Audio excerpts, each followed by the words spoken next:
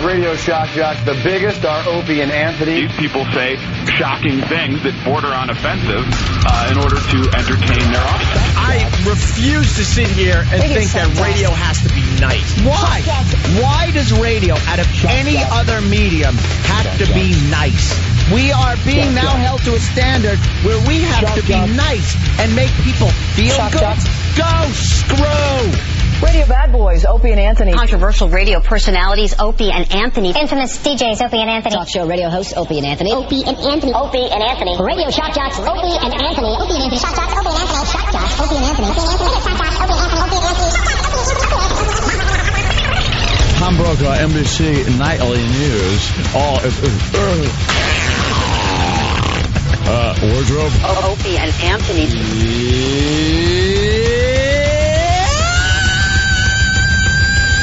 Opie and Anthony. What are you doing in death? I've been hanging a lot with JFK, and he's the life of the party, let me tell you. Why would he be the life of the party?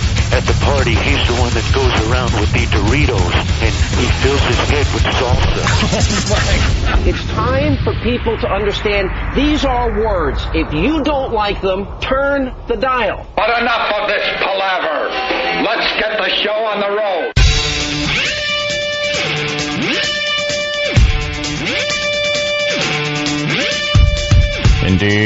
Indeed. What? Enough palaver. Good morning. Palaver from you. Hi. Welcome To the Opie and Anthony show. Kicking off another week. Kicking off. Oh, my God. Back and forth to D.C. since the last time we talked. Yeah, we took the choo-choo. Choo-choo. The choo-choo. Fans were a little disillusioned with that. Why? Like, how'd you get here? I don't know. I think they got this image of us on a private jet or something. You know? And then I go, I took the train. Took the train? And they look at you like, what? You mean the choo-choo train? The train? They got like a private train? No, just the train. It's the easiest way to get to D.C. I mean, flying's pretty easy if you just have your carry-on. Yeah, it really is. Yeah, but the train's 3 hours. Yeah, the flight's 45 minutes. Yeah, but by the time you get to the airport, go through security, but wait a little bit, then you take the flight, and then the airport's a little further away, too. Let me tell you something. I bet you we both leave from here. I'll beat you to D.C. taking the choo-choo. Hells no! I'm talking to people that know how to do this. People that commute from New York to Washington, D.C. every day by plane. They got it down. They have their briefcase, and that's all they need. Actually, I got to take it back because they do have the shuttle. The shuttle is a lot different than regular, flying. Yeah. They got it really down because they understand there's a lot down. Yeah, they understand there's a lot of businessmen and women, going through, so they make it a lot quicker and easier. But if there's weather, there's nothing you can do, and that's what's scary. If it's raining or whatever, it's windy, you're stuck. With a train, you're not stuck. Weather will stop you. Yeah. Well, we went down to Washington, D.C. for little Jimmy Norton's taping. Oh, my God. For his HBO big 1 hour special. Yes, thank you guys for coming. It was amazing. It was great to be on the road and have nothing to do. Yeah. Usually when we go away, there's interviews, there's radio shows, there's meet and greets, there's sales meetings, or our that, own blah, blah, blah, blah. Yeah, our own comedy thing that we have to host or something like that. This is just nothing. Yeah, no stress whatsoever. We just went down there. All the pressure was on Jimmy. All we had to do was stand up 45 minutes into the show, wave at everybody, sit back down, and enjoy the rest of the comedy. That was it. Enjoy the show. Who's paying that bill? I love it. Yes, I had to evacuate my hotel room. Yeah, where do we begin? First of all, we should begin by telling everyone Jimmy just absolutely kicked ass down there in D.C. This is going to look so good on TV. I hope so, man. It's going to look amazing. The crowd was great. I hadn't seen any of your stuff. You'd been working out now with this material for how long? 6 months. About 6 months at all the clubs, and on purpose, I've avoided any seeing Jimmy at any of these clubs. because I see you all the time anyway. Yeah, I don't blame you. 4 hours a day, 5 hours, 3 hours a day. I love how, I love how Anthony says I purposely, avoided Yes, Jimmy. I avoided Jimmy. You avoid in the club. everybody. Of course I do. You're not that calculated. But I had a reason. You finally got to see Jimmy Norton. You should just say that. Yes, Jimmy. Wow, you're funny. I never knew. I hadn't seen your act. You made it sound so serious. Like I avoided seeing Jimmy. I wanted to be pure when I saw him and his new material. Because I didn't want to know any of the material ahead of time. Exactly. You're lying crap. You don't. I know, but just seeing it because it was all new to me, and just hysterical. I sit there jealous, looking, going, "How did he come up with that or write that? You sit there and write jokes." Well, space food I came up with when I heard you say it. I was trying to, there's a line I do where I say space food, which was a direct Kumia lift. And as I say it, I'm looking in the audience. I knew where the guys were sitting, but I'm looking, trying to make eye contact with Anthony after I said it. I couldn't be prouder. I was very happy. Actually, it's just was amazing. You did such a great job. You looked so loose and natural up there. And you know what? You're going to have to lose all of that, the material about your fat or anything. I see you cut your back mushy on, body and all that. You look, you don't look mushy anymore. For there, a Jimmy. heterosexual guy, if we could find one in this room, you looked great.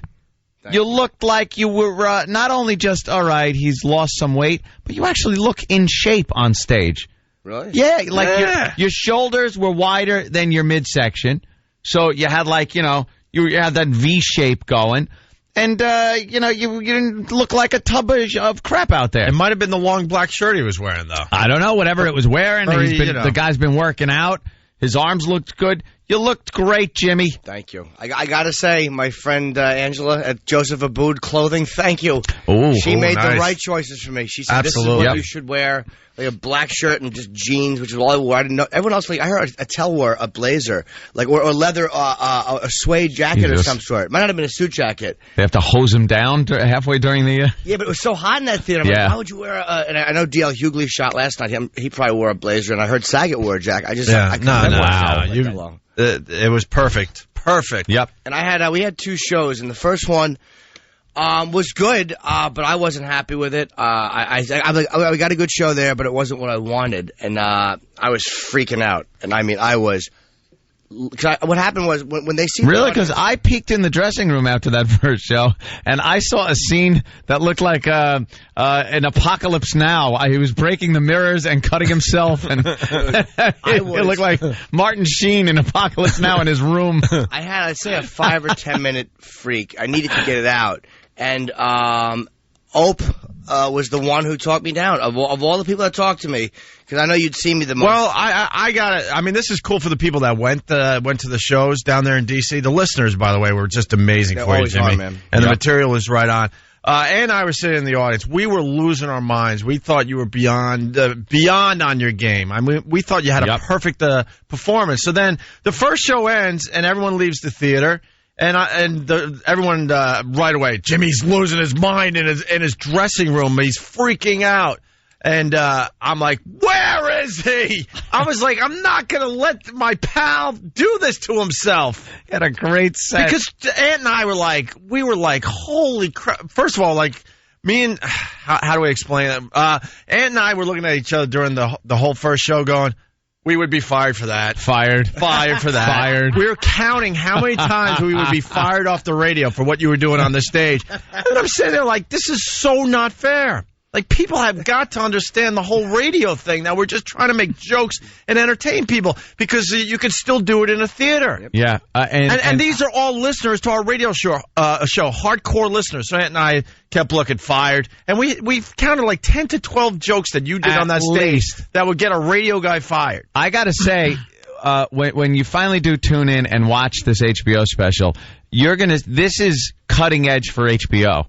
You went where I have not seen comics go. It was so goddamn funny. Yeah. And so, just screw the political correctness. I'm going ahead with what's funny.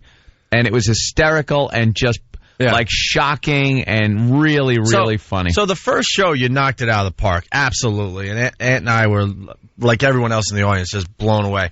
And then the rumblings, he's losing his mind in there. Kenny's at your door. He's like, "You sure you want to go in there?" I'm like, "I wouldn't go in there.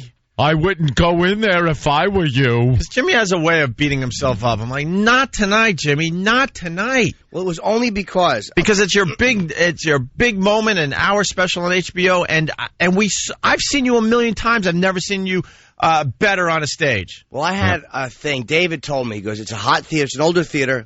Because I had fought real hard to shoot this in D.C. I wanted to shoot it in D.C. And the theater's the Lincoln Theater where Lewis shot his special. It was really it's an older theater. Yeah. And Dave said the earlier show for him was subdued because the people have been standing outside in 95-degree heat, and then they come in, and it's hot. Heat is, like they say, the enemy of comedy. So it was a good show. I watched some in the truck after you and I talked, and I felt much better about it. And it's a high ceiling. Sometimes you don't hear on stage what you guys are hearing in the audience. Oh. It's a very weird thing. I've had different theaters, I've had comedians warn me, like, dude, and this one is high ceilings, a little harder to hear. So I watched in the truck after you and I talked. I'm like, oh, yeah, it did look okay. But you were the one that calmed me down, because I was like, Opus seen me a million times. And he's like, dude, what are you talking about? And I great. Everyone was like high-fiving, like, oh, my God, Jimmy just nailed it. But the Late Show was, when I'm on stage in the Late Show, I'm like, this is what I wanted. Like, Right. It was not that the crowd was better. I just think they sat them a bit differently. Because when they seat, the woman who does the seating, she did a great job with getting the audience in there, but I wanted hardcores up front. Like, I didn't want good-looking people up front. All right, you are going to say it, because I'm like, this is the problem Jimmy had. Good-looking people. If you're in the first 5 rows of the second show down there in D.C., you are considered an Opie and Anthony slob. I went ballistic because the first show they tried to get all the beautiful people in the front row, and that drove Jimmy nuts. He's like, I don't do that type of thing. I want my fans in the first few rows. That's what they do. Well, we had been warned beforehand, and it's just television does that. They want diversity, and I'm like, and again, they were fine up front. But they were nice people. They were having fun. But what I wanted on the Late Show, I didn't want nice people. I didn't want diversity. I wanted animals. I wanted the animals that listened to the show. I didn't care if they were black or white. I didn't care what they were. I wanted them fat, and I wanted them Opie and Anthony fans. And that's what they got.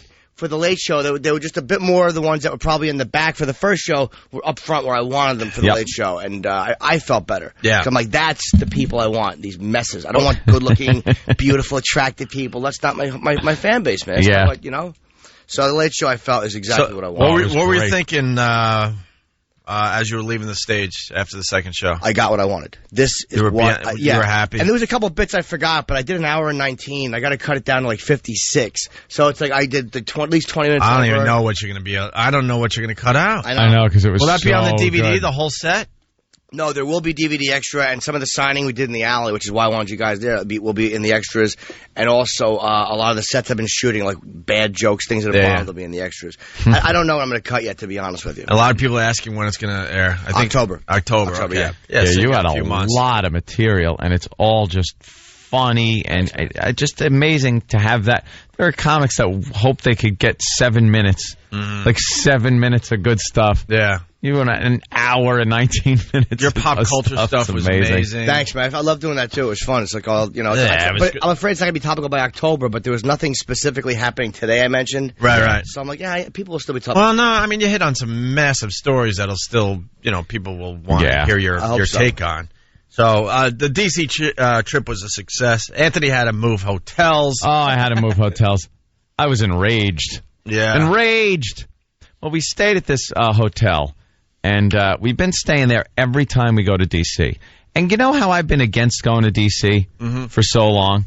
I realized what it was. The hotel. It's that goddamn awful hotel they put us at every single time. And it was recommended by Ben years ago. And I could see why. Jesus Christ, the only thing I could see is that it had a 10-foot mirror in the place. Maybe that was it. Because we walk into the room, and there's a door in our room. Well, you got to explain. It's one of these hotels that are trying to be uber hip and trendy. It's almost like you don't feel like you're in a hotel room. You're like crashing at a friend's pad. You got like CDs you could like play and DVDs in the room already. Great. Big, huge, oversized mirror, man. Yeah, big mirror, and there's like pictures on the walls. Red furniture, man. Yeah. Oh, whoopity-doo. Avita products everywhere. I want a hotel that it has a big body room service. A big body huggy pillow thing. Yeah. I don't want that. I want a hotel with room service and a nice room.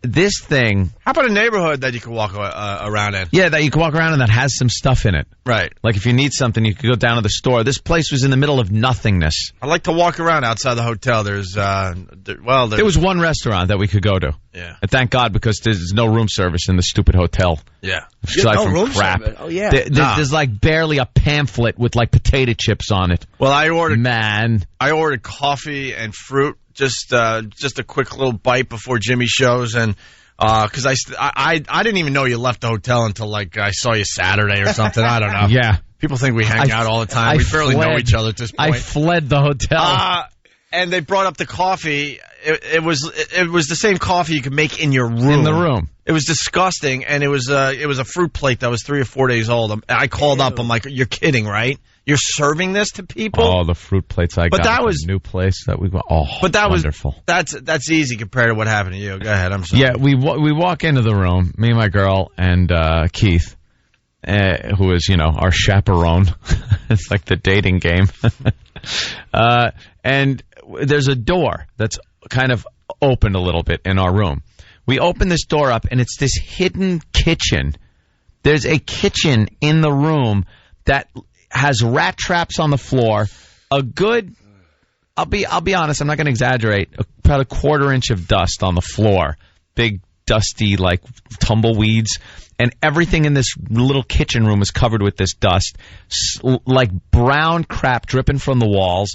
And open up the refrigerator, and there was this V8 in there that God knows when it was in there from. And a stove that's just sitting there full of dust that I guess work people use. But it's not supposed to be part of the hotel room, but this door was open. The door was open. I have no idea why it was there, who uses that room. But it's a door in the hotel room that you open up, and it's this kitchen. Yeah. This nasty kitchen. Yeah, I hear it used to be like an apartment complex. Yeah, it was probably some bad crack apartment or something. Yeah. Crack house. So, and then by the air conditioner and heater on the wall, where it was blowing up, the wallpaper was peeling. So we kind of look underneath where the wallpaper's peeling, and it's packed with black mold. Nice. Just mold all over the place. The ceiling was cracking, and the place smelled like they had been trying to deodorize something. Perhaps a dead body. Or dead rats. or something dead rats behind the walls, probably. So I was like, no, I'm not staying here. I go, where's Jimmy staying? Oh, the Four Seasons. HBO, man. I know. Which is like the cream of the crop of hotels is Four Seasons. Let's see. We didn't rate this weekend. He was on stage for an hour for HBO. I know. Our part was standing up. I got to remind people again. We stood up for about 5 seconds. That was our whole part. So we weren't worthy of the Four Seasons. I stayed in some crap hotels. Your part, excuse my interruption, your part was getting 2,500 people into that theater in a faster response than anybody else had, and you certainly did that. So you certainly merited any hotel. The fans were great. They were, and they were all Opie and Anthony fans. Enthusiastic. Yeah. But I've stayed in crappy hotels. I don't care. As long as it's got TV and room service, I'm fine. But this was so completely bad. And I never liked that hotel in the first place. There's nothing to do. Nowhere to go. The bar doesn't open till late. So why the hell do I want to be there? But in the case like this, we're only staying a couple of days. I'm fine. I'd be fine with it. If it wasn't, black mold and a kitchen that I don't know what the hell they're doing in there, and the place smelling like death. So I got Keith on it, and he got in touch with Kenny and Mike, and they all kind of worked something out, and I got to stay at a wonderful hotel, the Mandarin. Nice, there you go. Oh, was that place nice? Oh, giant marble lobby, 24-hour room service with gourmet food, nice bar downstairs, open till all hours. It's great. We got to stop. A suite. We got to stop waiting for the companies that we work for to actually take care of us, and we got to do it ourselves. That place, we really do, man. That place, I will never stay there again. Nah, I'm done with that place too. Done, ski. 4 seasons or nothing, I say. That's it. But I had a problem with room service too. I called up, and when you call in the 4 seasons room service, if you say let's say you call at 5 after 8, and they go about 30 minutes, and I'll be 8:35, Mr. Norton, and 8:37, my food comes. Wow! Oh, the man wheeled it in. Oh, I was very disappointed. Chased him out. Flat screen TV. Boy, that place ruled. All right, yeah, we got to take a break. We'll continue. But, yeah, we did a quick trip to D.C. for Jimmy, and it was great. Yeah. Absolutely great. More stories from our D.C. trip. Got to get into the Paris Hilton thing, the MTV Movie Awards. What else is going on? The Lindsay knife pictures from a year ago. We'll explain everything next. Oh, Lohan. Yeah. I thought you had a problem with your relationship. No. Lindsay knife pictures. Just saying that casually. I got a good Lindsay story, though. Yeah? Yeah. Okay. Yeah. I'll tell that next. It's Opie and Anthony. This is the Opie and Anthony Show. 92.3 K-Rock. You're checking out the Opie and Anthony Show. Good morning. Phone number 877-212-5762. Write it down, 877-212-5762. So we got back from D.C. yesterday. I heard some screaming on the train. What was that about? Well, there was a little weeping going on. My girlfriend was crying on the train. She was crying, and I was looking around like people thinking I'm beating her or something. Was she crying because she couldn't get breakfast like we were crying? No. Couldn't get breakfast? Stupid Excella. Yeah, we take what, a 10 o'clock train? Really fast. Take a 10 o'clock train. Isn't that like prime time breakfast? Yeah. And they're serving like weird lunch crap. I just shrimp, had some luncheon meat. Yeah, Italian luncheon meat at 10 o'clock in the morning with cheese. You weren't getting breakfast. And I look at the guy like, you have a bagel, yogurt, and he looks at me like I'm crazy. Yeah.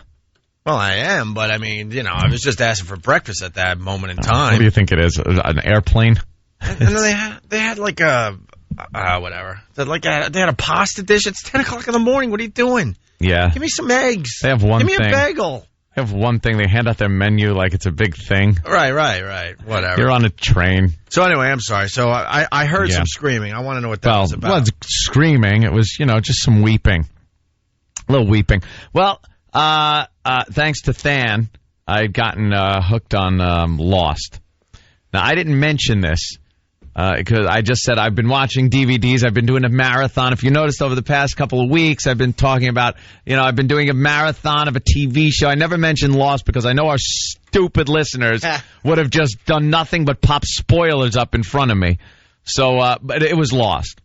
And the season finale of season 3, the final season so far. You got to explain, by the way, you weren't into Lost whatsoever. Out of nowhere, you decided.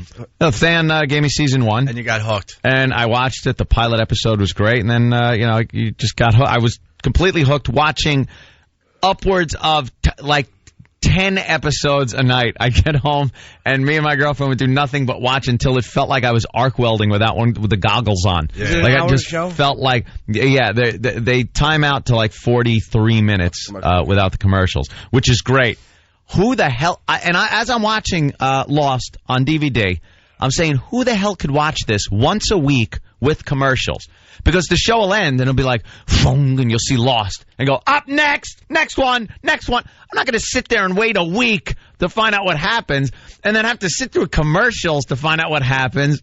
It's so good. The screen goes black for like a second, and then it comes back, and you're back with the show. 43 minutes for an hour show. So I've been watching those, the DVDs. Season 3 came out, and I didn't want to not see that until the box set comes out, which I think is going to be in December or something. It's pushed off until December. So amazing. I love this. iTunes.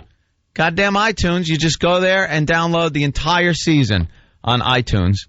And I watched it on the train, watched it at home, and finally got through the season finale, which was a 2-hour season finale yesterday on the train ride home. And one of the characters. Oh no! I didn't see it. Well, I'll just say one of the characters. Oh, Jimmy! I'm not gonna blow it for you. I won't blow it for you, Jimmy. But one of the characters dies. But believe me, there's characters dying. This show isn't shy about killing people. So one of the characters dies that my girlfriend liked as a character and everything, and she's just like, oh my god! I heard a oh no! She's like, oh no! Oh. And there she is, like, tears coming out of her eyes. And I'm looking around like, hey, people are going to think I'm hitting you. Could you not? It's like, hey, oh, boy, oh, this movie we're watching. Ha, ha, ha, ha, ha. Yeah, put my hands up. Look, my knuckles aren't bruised. Never touched her. But, yeah, she was pretty bummed about that. And I'm just, now I don't know what to do. Gotta wait till season 4, which is in, January or February or something? And then I'm gonna have to sit through commercials? You're gonna have to sit through commercials. Or DVR it and have people ruin it for me? Yeah, I don't know. You're in a tough position now. I caught up on 3 seasons in record time. How long was that, Dan? It was like a few weeks. I was just sitting there with my eyes burning in the morning. Feels like someone threw sand in my eyes. They're gonna have to figure crap out as far as commercials go. Mm-hmm. Because we're getting used to watching our stuff without commercials. DVRing it is DVR one way. Stuff. DVR, they're kind of figuring out something to do. I know there's this one for weight loss, and they run through these skinny, fat people examples at like 1,000 miles an hour. And there's certain things that you might want to see on these skinny, fat things, and they go, if you're DVRing this, just slow it down and stop on whatever you want to see. So they kind of entices people to stop on the commercial and watch it if you're into that. Well, they'll have to make commercials more interesting and funnier and a little better, and people will stay with them. Yeah, now they got a challenge ahead of them. Because how do you get us to watch your commercials? The DVDs are great, and that iTunes thing where you can download episodes. It's ridiculous. I loved it. I watched it on my computer on there. It's a nice widescreen, so it comes up widescreen. It was great. Yeah. You could just write when you need it. And they automatically, right when an episode is finished, it automatically downloads onto my Mac. And there it was. So you're not missing an episode. You're not behind. You're not delayed. I mean, after it's finished? After the episode finishes on TV. Oh, okay. It automatically downloads onto your computer. Oh, that's pretty cool. Yeah. I didn't know they had that little feature. I turn my computer on. It says, episode is downloading. Hey, speaking of TV shows, all right, we got to get into it. The Sopranos last night. Right. Finally some action. Big action. Wow. I mean, all the papers saying it's the best episode yet. One of them, yeah, it was amazing. One of the best episodes ever for The Sopranos. Speaking of DVRs, I bet a lot of people are clicking off this show right now. But sorry. You know what, though? It's in the paper. It's everywhere. I mean, you're not going to be able to avoid it today. That's why I am so glad I was able to avoid Lost spoilers and almost blew it during the last goddamn episode on the friggin' train.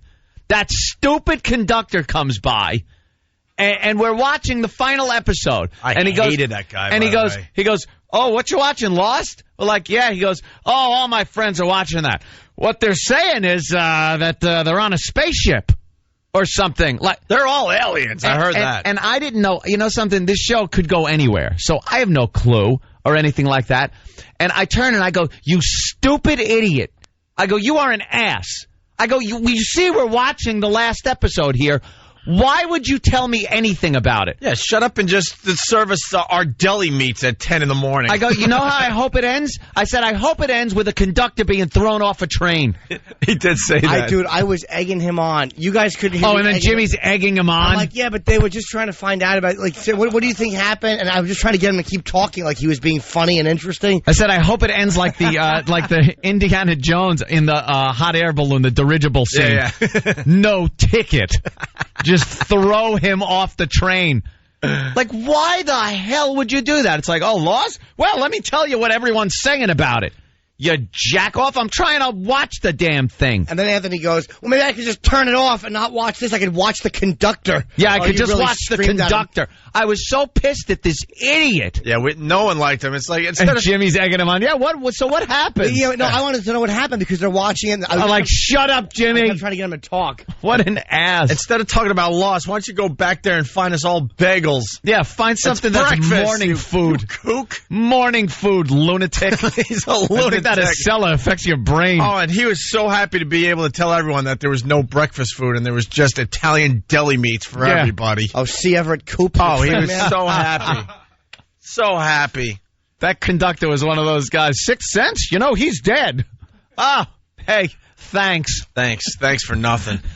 So, The Sopranos, finally a lot of action. Yeah.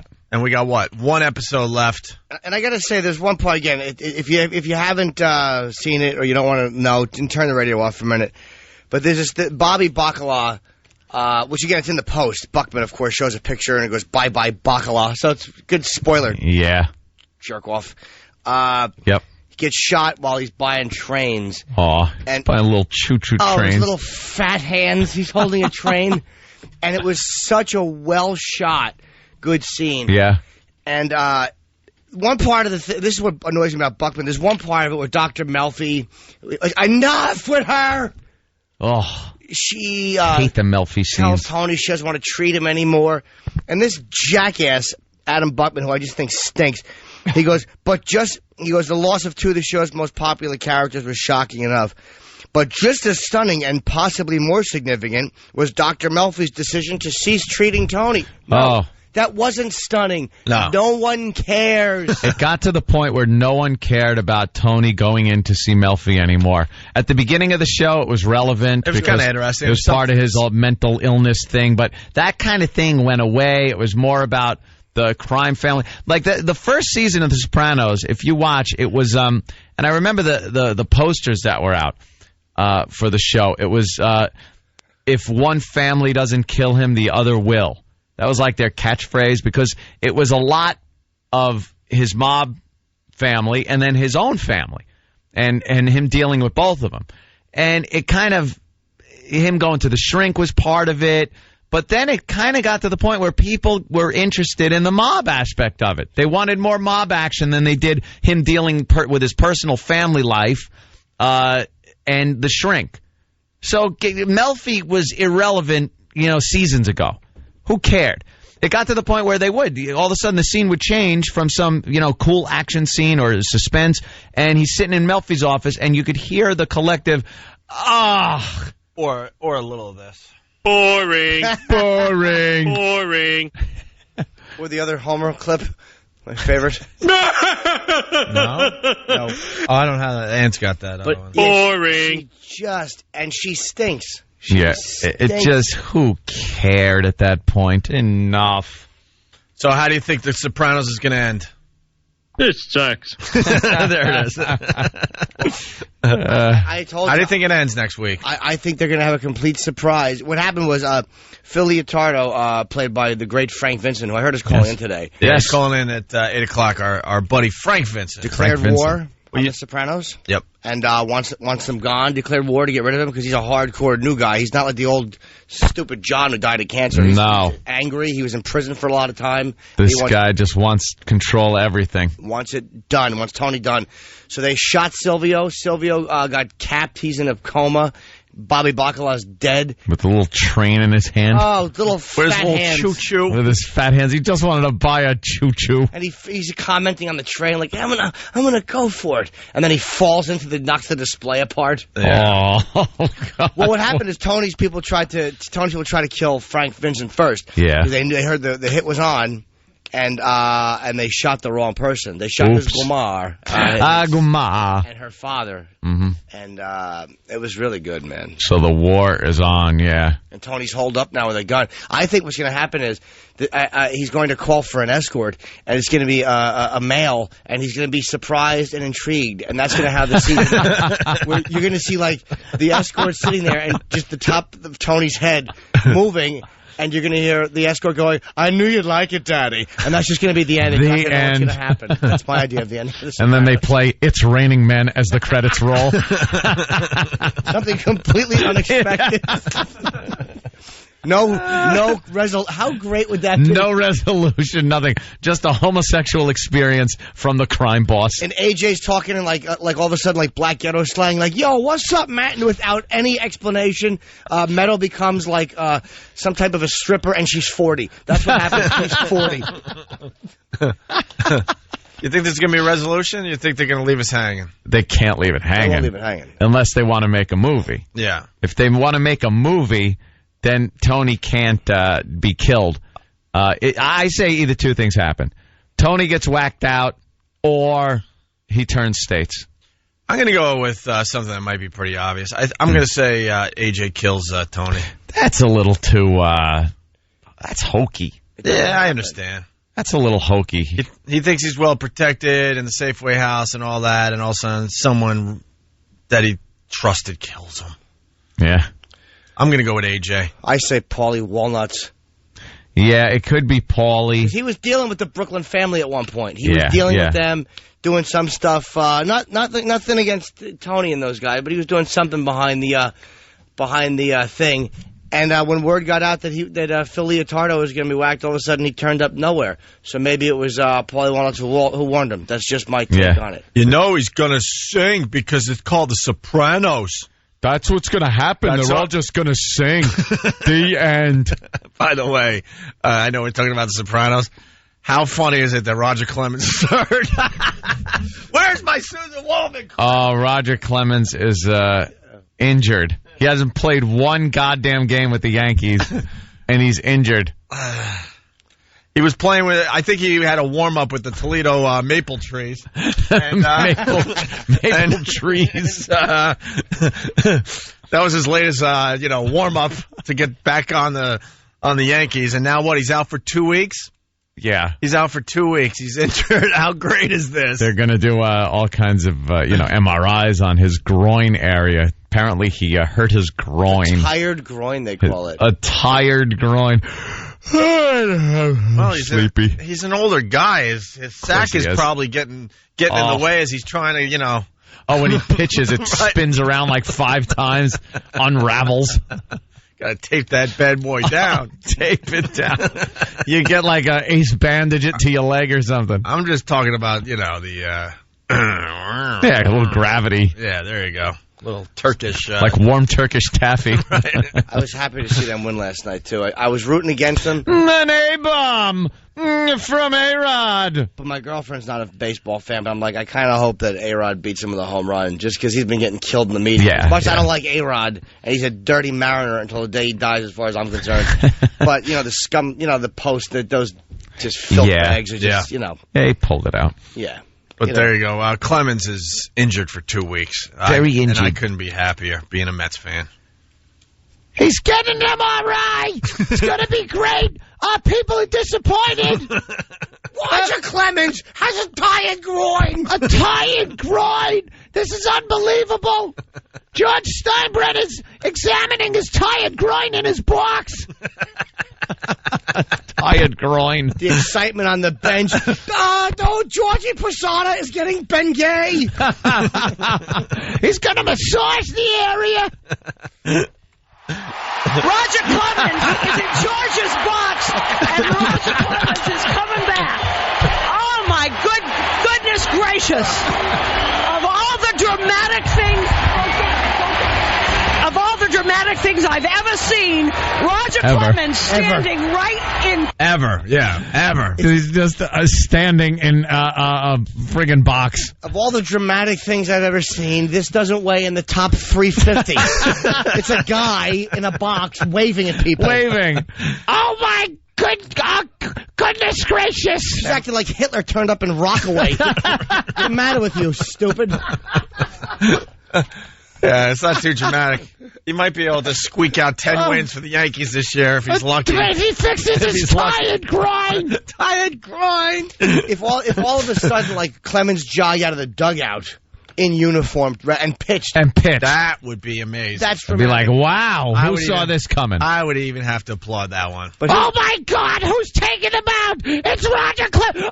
Roger Clemens is at the ballpark. But his that's pretty much what it was. Yeah, he's watching the game. Oh my God, Roger Clemens, who turned the Yankees down to go to the Astros for less money, is back. Shut up. Roger Clemens standing right in George Steinbrenner's box with a tired groin. He is back. Roger Clemens is a New York Yankee, and there we go, John. You don't have to worry about who's going to take that spot in the rotation. Spot. You should see what's going on in the Yankee dugout. Big grin on Jorge Posada's face. A big grin. That's what's going on. How great is this clip? It gets funnier every time I hear it. Because you know it's coming. Here comes the excitement in the dugout. A grin. She's talking about it like it's the final scene of Do the Right Thing. Yeah. And it's stupid Posada grinning and Pettit knew. Pettit knew. Now the sign's in the stands. So if Pettit knew, don't you think he might have told a few of the boys? Yeah, I think so. Let's be honest here. Yeah. Big grin on Jorge Posada's face. Andy Pettit knew. Joe Torre's picking his nose again. Now a Yankee. Attention fans. He is here, and now we don't have to discuss who takes that place in the rotation. Joe Torre has picked his nose so much he now has to use his thumb. He's got to just shove his thumb up there. To just clog. Look, pulled out a plum. I love the fact that Torre can't get his fingers out of his big fat nose.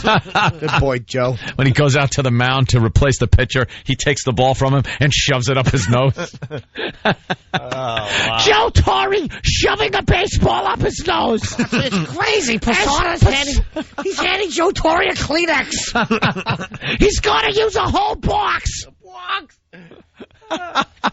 Well, we've been watching the Clemens situation very closely. Now he's out for 2 weeks. This has just been the most amazing move in Yankee history. Amazing! He's injured and hasn't pitched a game for the Yankees. When did he come back? It's been over a month at this point, right? It's got to be a month. A month he still hasn't pitched one ball for the Yankees. And, well, he's pitched a ball. Apparently, it was his tired groin. He's pitched it down to his kneecap. He's pitched a lot of pitches, but for teams like the Nashville, the Nashville Banjos. There you go. You gotta keeping in line with the country music. The Nashville Hen Badges. Let's go to Pat in Brooklyn. Let's go to Pat in Brooklyn. Oh, my God, a call from Pat. This could be the most exciting thing ever, Pat. What's up, Pat? What's up, fellas? Hey. Listen, with the Soprano thing, they're actually airing, actually taped 3 final episodes, and no one knows, not even the cast members know what. Oh, somebody knows, because they were in that final scene. Well, Frank Vincent was supposed to be on the air with us last week, but he was filming for The Sopranos. So they could film 3 endings and not tell anybody what the endings are. They literally were still filming stuff up till the end. That's a big risk, because what if James Gandolfini got killed in a car accident or something like that? I mean, that's really a big one. A big risk. I think that would be a little more serious than... I don't think they care about the... Well, yeah, they would. Sure they would. I mean, that would be a big ratings grabber. Yes. Star is dead. Then they'd have to fit him in like they did the mother. Remember when they superimposed her face? God, was that creepy. Yeah. She was the greatest character ever on that show. Go. Yeah, crap in your head. There you go. Can't say it. Nice language for your mother. It was just awful. Let's take a break. Hey, we're going to give away some tickets this week to the Traveling Virus comedy show, June 16th at Jones Beach. The next date, the next stop on the tour. 8 or 9 comedians. There's a special running right now, right? Is the special still running, or? Yep. Dan's eating. Yes, the special is... Oh, my God, there's a special!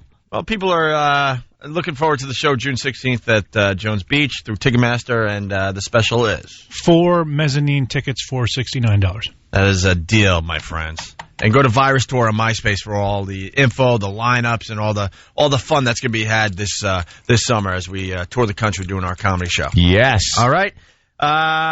Yeah, why not? Why don't we give a couple tickets away right now? A pair of tickets to the Traveling Viber Show, June 16th at Jones Beach. You can get them through Ticketmaster.com. But we'll give a pair away to a random caller right now. 877-212-5762. Make sure you could get to Jones Beach June 16th because we're being heard all over the country. Okay? Yeah. It's Opie and Anthony. Opie and Anthony. 92.3 K-Rock.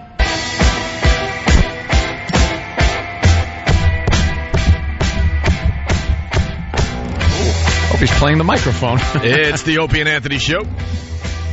What's up, everybody? We're a bit woozy today. We had our big back and forth trip to D.C. since the last time we did the radio show. And then it's like a crappy day in New York City today. What is it? Yeah. Hurricane, tropical depression. It had some kind of a fruity Bobby name. Or something. It had a fruity name. Barry. Oh, Barry. Barry. Hurricane, or it was Tropical Storm Barry, and now it's just depressed. Does he want to have I'm a little depressed. Does he want to have a financial meeting before he leaves town? Yeah. They're going to drop some Wellbutrin into him so he's not so depressed. We know what Barry. Yeah. Oh, boy. Oh, gee. Friends with Super Agent Bob Eatman, so you can just imagine. Yes. Nothing but excitement. Oh, wow. Does Bob have friends or just undertakers who hang out with him waiting? Undertaker, like old-time ones with top hats. Go around with a little measuring stick. They measure you all the time for the coffin. Barry's part of the organization to make sure we have some cash. Yeah, left over after this mess. When we finally blow this whole thing up for good. We'll at least be able to live. He's a finance guy, so I don't have to go back to tin knocking. He talks in languages that sounds good. Nothing beats when he breaks out those pie charts. Oh, wow. Oh, I love the pie charts. Here's your financial allocations. Here's I believe we could put a little more into this, and I think we could be a little more aggressive as far as yeah, whatever. Jeep. Yeah, whatever. What? Where do I sign? That's the worst thing you could do, too. I know. Where do I sign? This is what these guys do. They bore you to death. And you're like, all right, just give me the paperwork. Where do I sign? You gotta I got things to do. You got to snort some crystal meth before they come over just so you can stay awake. And then just, go through it and try to deal with it. Or else you'll end up any number of celebrities that ended up broke. Hammer. You'll end up like MC Hammer. Well, a lot of people in entertainment, they give someone power of attorney so they don't have to sit through these boring meetings. Mm-hmm. And then if the guy's not trustworthy, are you screwed in the end? You're screwed. All right. Oh, speaking of D.C. really fast, so Saturday before Jim Norton's taping, HBO taping, we decided to walk around Georgetown. It was 95 degrees. Mm-hmm. Do a little shopping and get a bite to eat. And we're in desperate need of very cold water. So we walk into this place, and it's Georgetown. Georgetown's a really, really nice area. And just to get water, it was like a pizza place, and they were making, I don't know, something on the grill. Just a basic place, okay? And Lindsay goes to the bathroom, and she comes out with this look on her face like she either saw a ghost or a pedophile. A ghostly pedophile. Something happened. I'm like, what? You all right? I thought somebody was exposing her in the back room. Something crazy was going on with the look she gave me. And she goes, cockroaches. Jeez. Cockroaches. She could barely speak. And I'm like, cool, I gotta go check this out. So I go into the ladies' room where she just came out of, right? Wow. And I go in the room, the ladies' room, and the light's on, and I go in there, not a cockroach to be seen. Well, they scurry. Well, that's what I'm getting at. So I go back out. I'm like, you're crazy. I didn't see anything. And I could tell by the look on her face, she obviously saw cockroaches. Turn out the light. She goes, I went into the ladies' room, and I turned the light on, and there were hundreds. Wow. Not a few. Hundreds. I just got the of all sizes on every surface in the bathroom. And she completely freaked out because she doesn't know if they're dropping on her from the ceiling or what have you. And left the light on. So by the time I got there, they were all gone again. How crazy is that? Where do they hide? In the wall? Well, did you see them? I saw one very, very small, like, baby cockroach. Aww. One. But she saw hundreds, and by the time I went into the bathroom, they were all gone because she turned the light on. How creepy is What's that? the matter, Mr. Pratt? Bugs got your tongue? Yeah. Ugh, cockroaches creep me out. What do? They're just creeps. They just kind of walk around on the wall in the dark in the toilet. And They wait, and when there's a little splash from somebody, they go up to one of the little droplets and go. You turn the lights off, and they just know it's time to shuffle. Yeah. Shuffle. It's dinner time in the old commode. Shuffle. Crawl up on the rim. They're all fighting for the underside of the underside of the toilet. Oh, that's like, yeah. Oh, that's like the best restaurant ever. Yeah. They got to call in for reservations. Can I get the underside of the seat, please? Oh, we're all booked up, sir.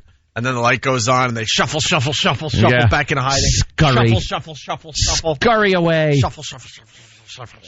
They are just disgusting. Yeah, but I wanted to check it out, and unfortunately, they were gone by the time I got in there. That's why I'm so glad to be out of an apartment. And I know you guys, live in apartment buildings here in New York. Jimmy, you ever seen one in yours? Yeah, Jimmy's no? going to see one in his building. See, because they bring in exterminators on a monthly basis or something to make sure everything's taken care of. Some of these buildings, though, it doesn't matter. There are like celebrities that talk about how they move into these places, and it's just a beautiful place, and then there's cockroaches everywhere. And black mold and all sorts of stuff going on. The basement in the place I'm finally leaving, veterans that go into basements in New York City. So, you get your oil man and all those guys that have to go down in the basement, right? I ran into one of them, this was a while back. He goes, he's never seen a basement worse than the one in my building. And he works in Manhattan. And he's a veteran. Right. He's like, that's probably one of the worst basements I've ever seen. He said he saw all sorts of stuff scurrying around down there. How you are still in there in any way, shape, or form, hey, man. It boggles my mind. Boggles my mind. We're away half the time. Yeah, but half the time you're not. It's coming to an end, thank God. Oof. I should have a new joint within a week. Within a week, finally. You got to pull a Dr. Boom on that place. What was that his name? Remember Dr. Boom? He blew up that apartment building. Yeah, he was nicknamed Dr. Boom. Dr. Boom. You should have filmed all the damage and just sued him.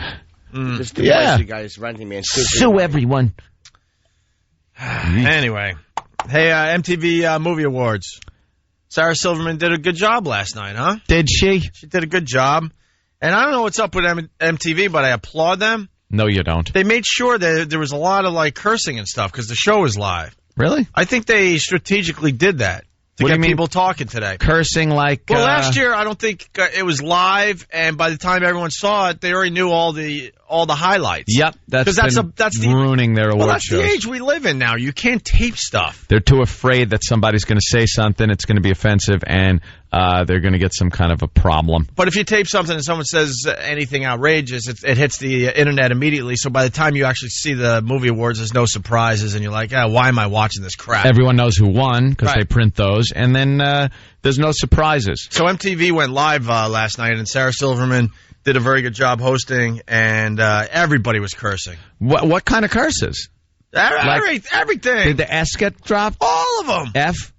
Yes. And they left it alone. See, that's interesting. I mean, they were bleeping and this and that. And were they? Yeah. But it was very edgy, very very edgy for MTV. Technically, MTV could get away with that. Yep. It's the sponsors, that they have a problem with. That's why they don't put curses on. But FX is the same thing. It's a cable station, and when they play Rescue Me, they say all kinds of things. Yeah. They drop the S-bomb, and then they talk about man-on-man, action. And a lot of sex talk, very gritty. And that's not a service like HBO. Dude, the rules are ridiculous, because first of all, who doesn't have cable? Yeah. Even the unfortunates have cable. That's the first thing they make sure they have. Yeah, cable. They'll get cable before they get food. So we all have cable. So you're sitting there in your living room. To you, it's all the same. But, no, it's not, because this comes in for cable, and this you could actually get without cable, and that's the difference. Mm-hmm. I heard the T word on, and the only reason I'm saying the T word because I don't know if we're allowed to say it here. And I don't think we are. I don't feel like getting dumped out. We're not. They said the T word on MTV last night for, Express. Yeah. Thank you. Yeah. And I was shocked. I'm like, wow. Wow. You could say that, huh? Yeah. On TV, because in my world, it's just on TV. It's not over-the-air broadcast. So. No, I understand. I know, but it might as well be. It might as well be. When was the last time you had an aerial? Adjust the aerial, Murray. When was the last time you had an antenna where you were getting TV like that? Everyone's got cable, and even the most basic of cable offers you channels like MTV. It comes with the package, FX, things like that. That will A&E. Yeah. Things that'll just put on programming with gritty language. So just let the gritty language. Everyone's heard it. Everyone's heard it. Let's stop being Who's it really injuring? Yeah. Who's getting injured? I don't know. But Paris Hilton got smashed last night at the award. Did she? Yeah. No, she wasn't drinking. She just Sarah Silverman smashed her with a good line. But before the show, Paris Hilton. Well, just a couple of real quick clips about Paris Hilton here. This is her talking about jail, and she snuck into jail overnight. Everybody, really? A day early. She went to jail early? A day early. Why would you do that? To avoid the paparazzi, supposedly. It's a big story today, Anthony. Everyone's talking about how Paris Hilton snuck into jail a day early. By the way, 14 of our boys killed over the weekend. Oh, yeah. Yeah, who cares, right? You got to lead with Paris Hilton, right, News? Yeah. Scumbags. We're not allowed to say that anymore? No. How about this? Scum. Yes. The News is scum. Thank you, Jimmy, for helping me out there. Yeah, they are. Exactly. Because they're leading with the Paris Hilton going to jail a day early story instead of our boys dying in Iraq. 14 more killed over the weekend. Bags. Got something to say about that. Yeah, talk about it later. Just say it now. The Paris thing. Say it now. Something's got to be done. I know I'm going out on a limb here, but something's got to be done. More soldiers are dying every month. It's an amazing body count that they're chalking up. The original war that when we first went in and took Baghdad, I believe it took something like 130 some odd lives before the mission accomplished banner went up and everything was done. They're pretty much equaling that now on a monthly basis, just because these insurgents are getting better at their job. They're getting better at blowing up our soldiers. Roadside bombs, small arms fire ambushes. And our guys are being sent out in very small patrols that are very vulnerable. There are a lot of new guys, 20-year-old kids going out there on these very small patrols with no real mission. That seems to be the biggest argument that and it's not an argument of the politicians. This is from the soldiers. I've heard from a lot of soldiers that write to me. Believe me, we have a lot of soldier fans that listen online and whatnot. And it's the mission. They say there's no mission here. They don't have a thing to do. Their mission is to walk around and hope they don't get killed, and hope maybe they'll stumble upon a cache of weapons that they can say, hey, these are off the street now. But what is happening is they are going on these small patrols and getting just decimated, torn to pieces. And this is just the killed. They're not even talking about the injured. The injuries these guys are sustaining are mostly head injuries, because that's what's poking out of the armored carriers that they're in. They're wearing the vests and everything, but their heads aren't protected. So a lot of these are head injuries. And the strategy here isn't changing. No one's saying, okay, look, this isn't working. Us sending out these small patrols of guys, I'm not saying, oh, pull out, we got to leave it. But change something. Overwhelming force. And you know why this isn't happening? Because it's politics. And once you mix all these politics up with war, people on our side are going to die. And that's what's happening. We don't want to offend the government that's in place over there now. You know, this government, they're supposed to have the say over what we can do and what we're allowed to do as far as take military action. We have to sit there and have a little meeting with these guys when we want to change our strategy. And they don't want us to run through their country like we're still occupying it. We're just helping them get into a position where they can defend themselves. So we can't then... You want to clear a road. Let's say you want our army to go from point A to point B and clear a road. You get some A-10 Warthogs, that road is cleared. 2 planes, but there won't be one explosive left or one insurgent left. You will be able to drive down that road in a caddy if you wanted to, with the top down. But we're not allowed to do that.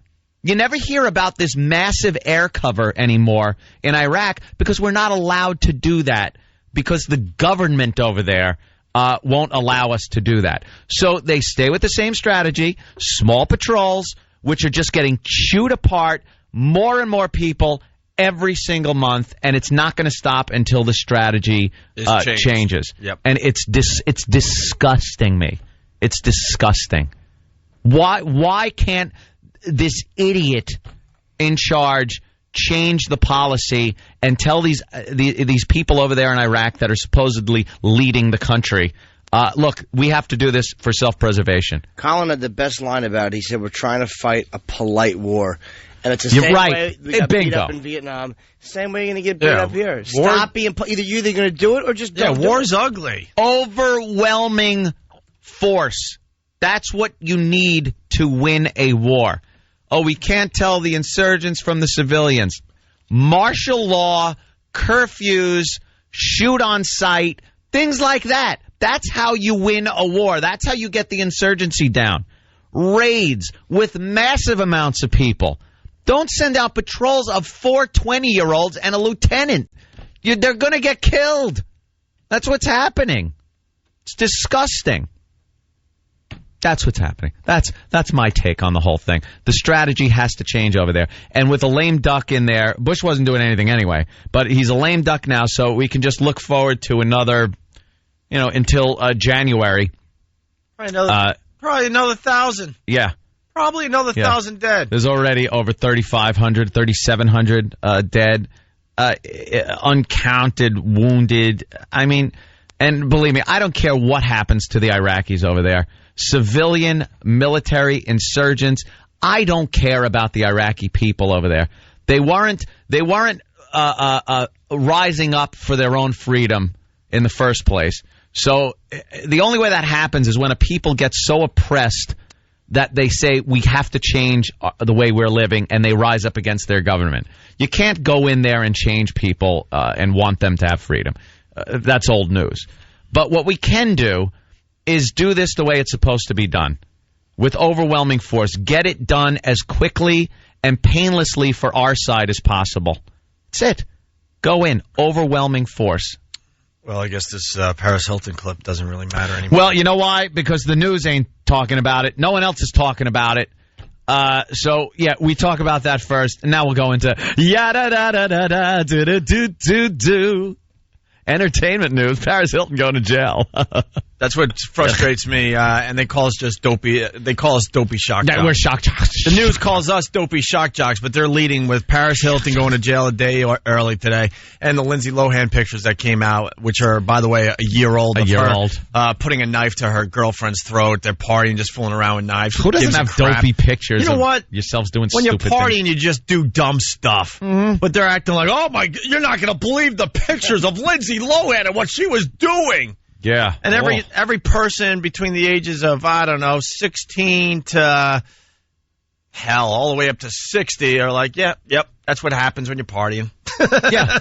That's what happens. You just do dumb stuff. Or you take these, staged, funny pictures. Oh, here's a knife. Let me hold it to your throat and snap a picture. Right. It's like Lindsay Lohan was going to slice her friend's throat. No, I don't think so. She was just goofing around because someone had a camera. Yeah. Like, what? Oh, you want a photo up? Check this out. That's all. All right, now give me another beer and a line. I got fun pictures with guns. Doesn't mean I'm going to go out on a friggin' rampage. Well, this was before the MTV Movie Awards. Let's just acknowledge after Ant's rant, this is like who gives a crap stuff. But we already know that on this show. Even though this is a scary thing, I'm using it in a positive way. And when I come out, I can't wait to start my new life and be even stronger than I am now.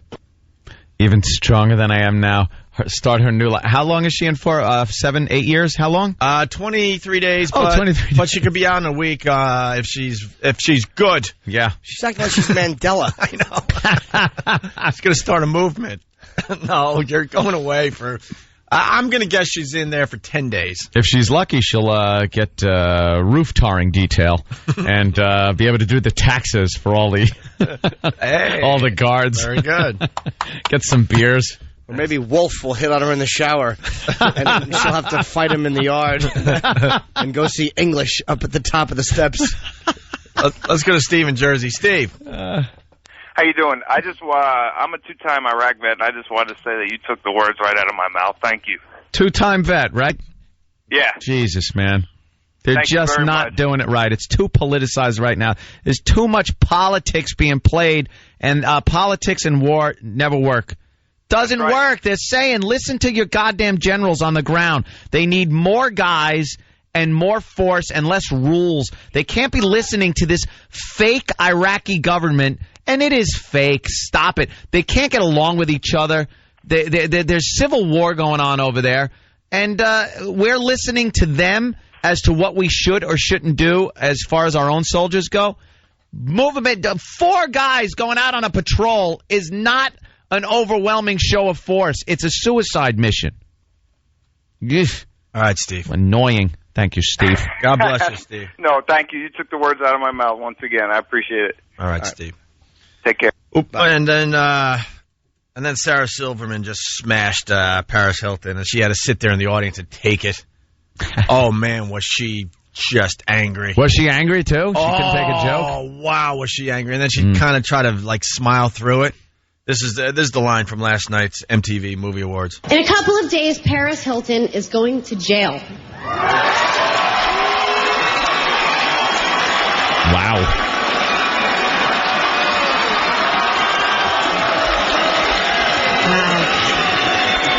Wow. Thank you.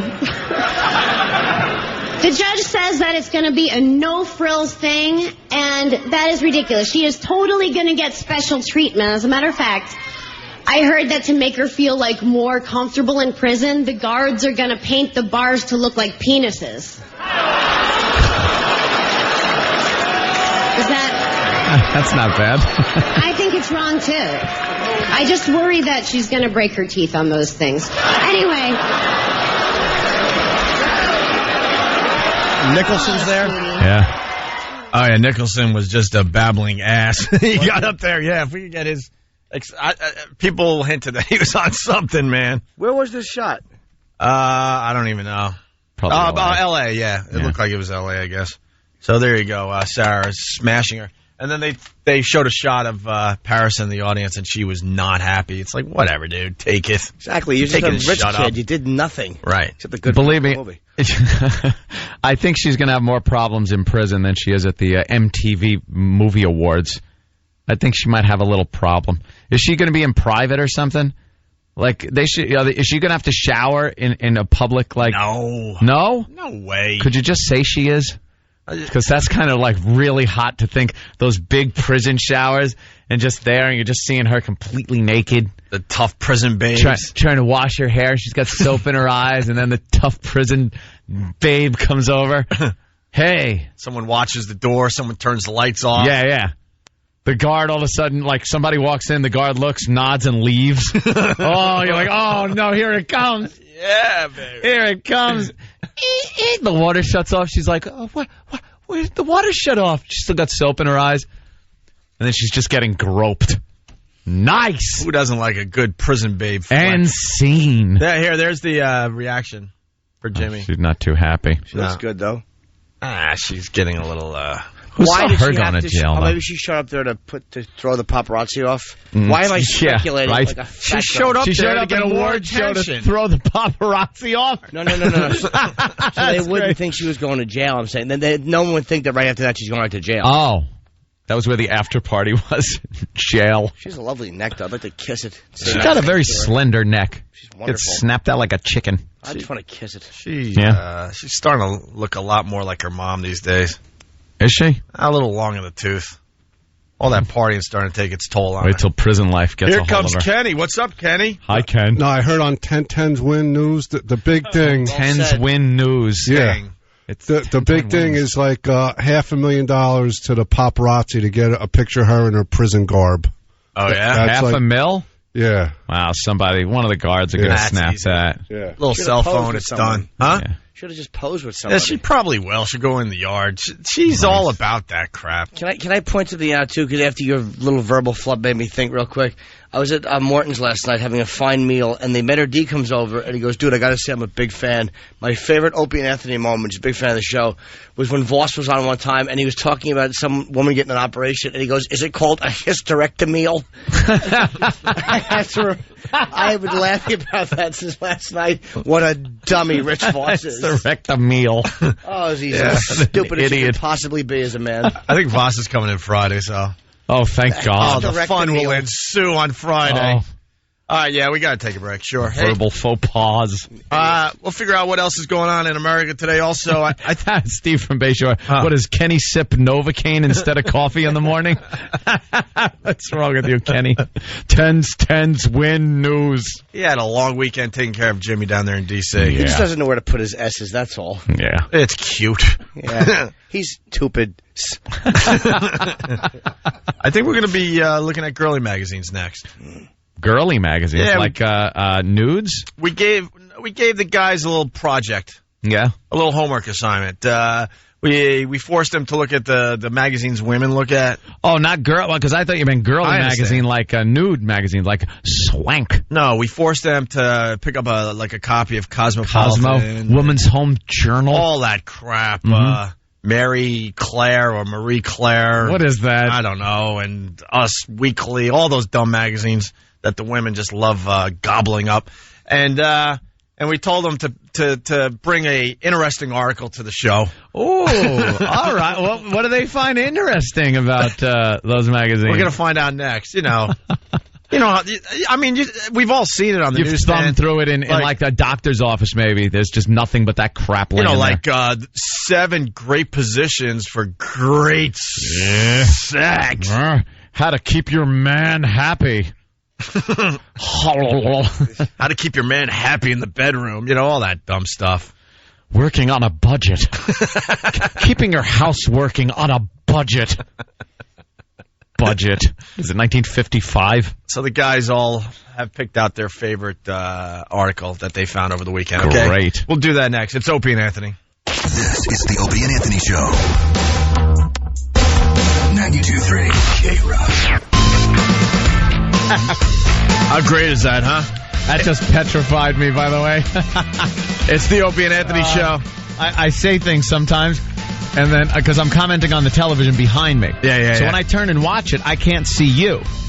So I said something, turn around, and you had your headphones on, and I look at the mics to see if they were on. Because if they were, oh boy, that was a doozy, I said. It was about, I guess, the weatherman here. What's his name? Sam Champion? Yeah. Yeah. I said something about Sam Champion. That may have been a bit naughty. They just played on Good Morning America. It's your video of the day. It's everywhere. Actually, go to break.com. It's on the front page. Minor league baseball manager goes nuts. Oh, the guy took it to a whole new level. I know we got the Lou Piniella thing. He's, suspended indefinitely? Kicking dirt.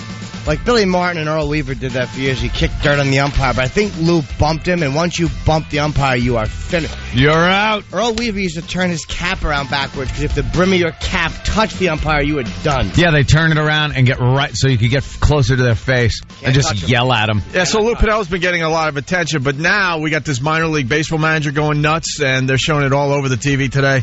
Guy's hilarious. He took second and third base and went home. He, crawled on the dirt toward the mound, picked up the rosin as a grenade and threw it at the umpire. Yeah. Buried home plate.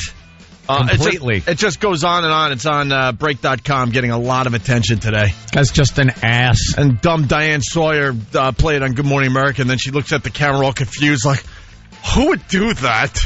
Why would you do something like that? That's really strange. Yeah. Through her fuzzy cam, through her cotton ball camera. It's like they just loaded the camera lens up with cotton balls and tried to film her through it. It's it's the law to really smoke out your bathroom windows. Yeah. So the pervs in your neighborhood don't get a peek. Right. Well, that's the type of camera they're now using for Diane Sawyer. That's the lens. Right, that's the lens. The lens on the camera, they're just using that fuzzy glass block. Right. And they screw it into the front, and that's what you see. This should ensure that she's on TV for another year. That's good. We can't see the crow's feet through this. What is it? A cinder block.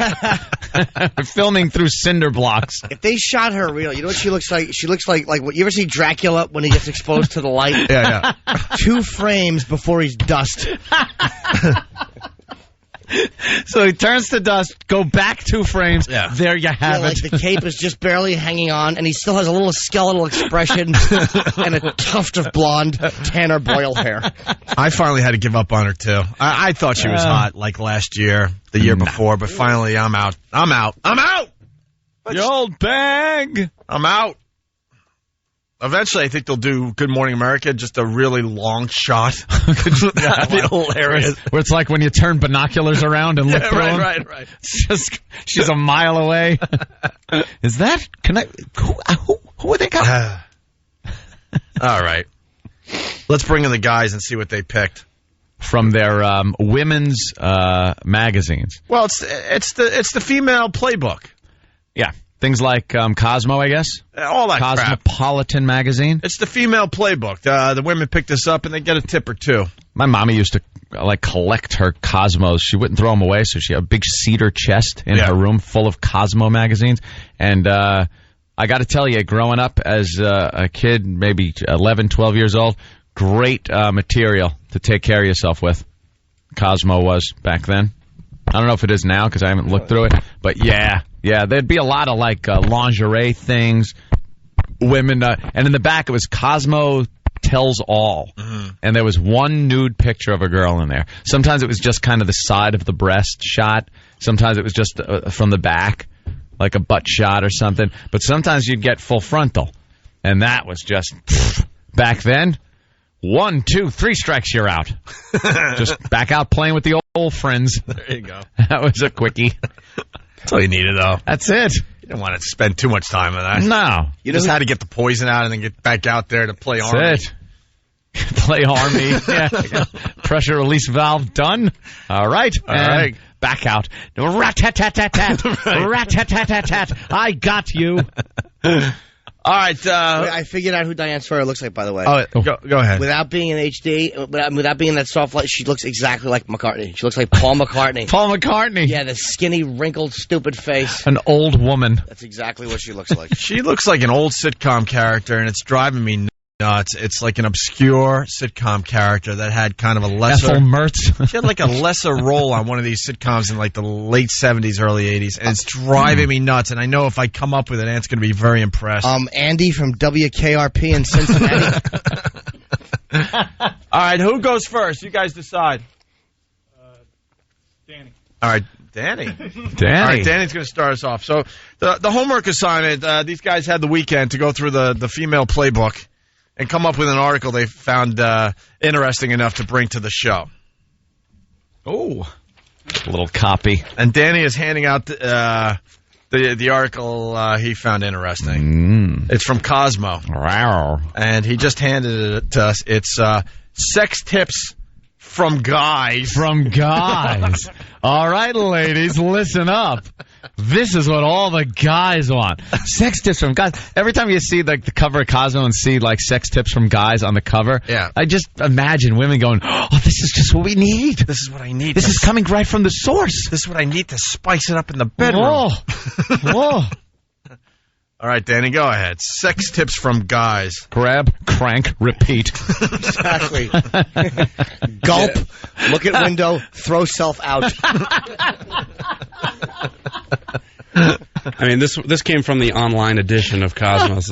It was much to choose from. So by the way, I got to interrupt you just because it's always good to get an E-Rock line in. Fast Freddy from Jamaica Station. E-Rock picked 101 uses for mayo.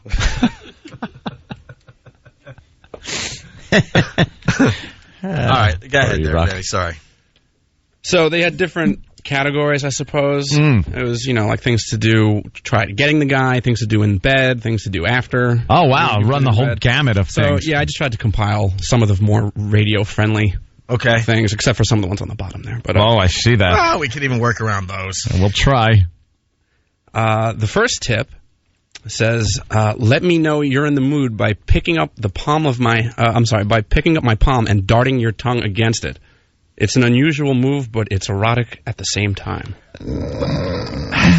Not good advice. No. It depends on what she does for a living. Like, for instance, if she's perhaps an esthetician, that might be acceptable. But if she happens to, say, work on a stud farm with old racehorses... artificially inseminating horses. And her job is to collect the bucketful. Well, see, it's sex tip from guys, so the woman would be doing this to you. She'd be licking your palm. She'd lick your... Let me know you're in the mood by picking up my palm and darting... Oh, okay, I got it. Okay. So, again, it would have to be occupation. Hey, if you're cleaning the bathrooms at the chemo ward, I don't think the girl wants to lick your palm. Anyone have that happen to them? I don't want my palm licked. I don't either, man. They're getting their advice from Caddyshack. Huh? Remember that? When Noonan... and Lacey Underalls were at the dock, and she licked the palm of his hand. Okay, sure. And she was reading her palm. It's this is how hot I can get you, and she licked his palm. See, this is why that stinks. Because all I can think about is the girl's breath on my palm now, and I can smell my palm. Smelling it all night. Yeah. Wouldn't you at some point too, like, wow, that's kind of, you'd have to feign that it was sexy because you don't want to ruin the night, so you're like, oh. But then all night you're waiting for her to look away so you could wipe your pants with your hand and not offend her. Hey, don't lick a guy's hand. Stop it. Absolutely. Unless he's holding something important. Yeah. If that's how you have to get yourself into it, whatever you got to say to keep yourself from not doing this. Wherever you want to start, the hand is fine. Exactly. But we know where you got to finish. Let's go to Keith in Massapequa. Keith, what's up? What's up, guys? Diane Sawyer looks like the mom from Bewitched. And Dora? Whatever her name is. A little bit. This was a sitcom character, lesser role. Oh. Not a looker. Adam Rich. Gave the impression that she might play for the same team. All right, Keith, thank you. All right, thank you, bye. I'll come up with it eventually. All right, go ahead, Danny. Continue. Sex tips from guys. This is what the girls are reading out there. Well, the next one is when we're just lying on the couch and watching TV, let your feet wander in my lap and start exploring. Ew. What if you're Paul McCartney? She could let her foot wander in his lap and go grab a snack at the same time. And while your one foot's wandering, make sure you put alcohol rub on your stump so it doesn't smell the whole room up. So a little foot job, huh? Yeah, this doesn't seem like things you do maybe on the first date or anything. This is more like you've been in a relationship, and I guess you're trying to find new things to do. This is guys. This is what guys are telling women they like to happen to them. Apparently, this is this person's advice to all the women out there. Do these women understand that right then ends any of this fun and games? Like the second her foot hits the lap, you're having sex. You're like that. That's pretty much it. The second it hits your lap. I don't know if I was just watching. And my girlfriend tried this once, and I swear kicked me square right where it hurts so bad. My girlfriend is the king of kicking me in the sensitive area that is dangling. Just every single time in bed, we'll be laying in bed, and like she'll pick her knee up. I'll be close to her, and we're kind of face to face and asleep, and she'll bend her knee and just wham, just nail me. Or she's getting out of bed, and one foot will slip, and wham, the heel goes right in. She just kicks me there all the time. So I don't think that's what they mean either. Kick them squarely in the sack. Women have no idea how sensitive that area is. Oh. Because they see what we can do with it. Yeah. For some reason, you can't even, like, barely flick it or anything. But yet, in some circumstances, it could slam against something. It's amazing. Numerous times. Wham! Wham! Wham! I think we confuse them because they see what we can do with it, but it's beyond sensitive if touched the wrong way. My girlfriend has it's amazing how little they know. She'll actually light a match and then blow it out and then touch it to it. And then See, just that's go, not good. If this were only a man's size. All right, what else there, Danny? I'm going to skip over that next one you see there. But here's another one. When you grab my arms, hold them over my head and lick around my armpits. I'm putty? This is sex tips from guys, and he finishes by saying, I'm putty if you do that? Yeah, well, apparently this guy, he seems to enjoy it and feels that maybe the rest of the American men out there would love it too. Hey, Elaine, lick around my armpits. My girlfriend is never... Yeah, right? My girlfriend's never licking my armpits. No! No Stay away from my armpits. No. All right, continue. These are awful. They're terrible. Well, that's why this No wonder. That's why this is fun. This is what the women are doing with their playbooks. Getting bad advice from guys that seem a little fruity. Horrid advice. Here's another one. When you give a hello kiss after a long day at work, don't hesitate to grab my package. It's on, and he says, it's like, hello. Hello. It's like, hello. Yeah. Hello. They put a little dash between the two L's in hello when they spelt it, so that's hello. That's great advice to give women. So there's a million women that don't know what they're doing and are just freaking squeezing. Yeah. All right. What else? Let's see. Lightly caress the sensitive webbing between my thumb and forefinger. It's a lusty pressure point. No, it's not. What, this? Right here? Yeah, apparently. Anything you wouldn't be afraid to do to another man because it is so non-sexual? Come here, Danny. Give me your hand. Look, I'm rubbing the webbing between his thumb and forefinger because it is so non-sexual. Wow, you got excited. I did. Because that is so non-exciting or sexual. All right, hold on. Now we're getting some calls coming in. This is what we want. Nicole in Buffalo, listening on the edge. What's up, Nicole? I've done the foot thing before, watching a movie with my boyfriend. Yeah. And it actually works. Well, we didn't say it wouldn't work. I'm just saying that pretty much ends any more playing around. Oh, no, I mean, like, it brought it straight to full foreplay. Do you understand that anything you would rub like that on your boyfriend during a movie, you could go grab a mop and rub that, and he'll want to have sex. Right. All right, Nicole says it works. Thank you, Nicole. You're welcome. All right, what else there, Danny? This gentleman says that your woman should lick spots on your wrists, inner elbows, and backs of your knees, and that'll wake up areas that have been sleeping for years. What is wrong with this guy? True, he wants every part that's not at all sexual. Yeah. No, but that's the women like that when you lick them there. You suck a girl's wrists or by her elbows. Women love that. It does feel good. Inner elbows over here? Yeah. Like up in the back of my knees? Yeah, it's really sensitive. That stuff is very sexy. I like that next one. Yeah, no, I don't think I could say that. There's something so taboo about you know how you take care of your girl. There's a sex tip where she can just relax, you know, and you take care of. She doesn't have her. to do the heavy lifting. Right, she's not doing any lifting. Right. She's just relaxing. You're doing all the work.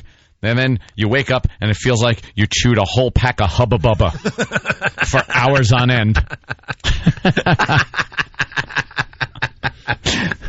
So you do that, but not in the normal circumstance. Mm-hmm. She would be in a position where it would be like she was ready to give someone a pony ride. Ah. There you go. And you do that take care of business thing. There's something so taboo about that. I'll tell you why. Because normally if you go to a restaurant and you're having a fine meal, right, you always want to be careful where your nose is.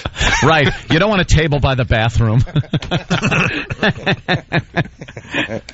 That's fine.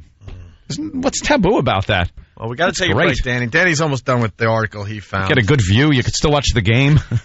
Sex tips from guys from Cosmo. By the way, being in that particularly like you're ready to give someone a pony ride while your girlfriend, reciprocates, is also fantastic. That's very taboo for a woman to do that to a guy, not for a guy to do that to a woman. For a woman, See, that isn't. Is taboo. That taboo. And it's lovely. All right. I heard this one time. It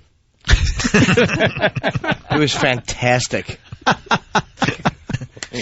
That's great. Any others you want to add to this? Yeah, let's see. Well, this one I don't understand. Watching a woman do yoga is the hottest foreplay you could have without touching each other. I guess if she's naked yoga, and she'd have to be kind of good at it. I don't want to see her naked trying to pull herself into the lotus position and not being able to do it. Snapping a knee. I broke my knee, man. It depends on the outfit she's wearing. I would prefer nothing. I wouldn't mind a skimpy, like a skin-tight thing. Boy shorts. Yeah. But my girlfriend's doing yoga. I wouldn't need to see that. That'd be great if it was a stranger, because my girlfriend I've seen do everything already. Yeah. Yeah, no offense, but... Offense taken, I'm sure. Well, Jesus.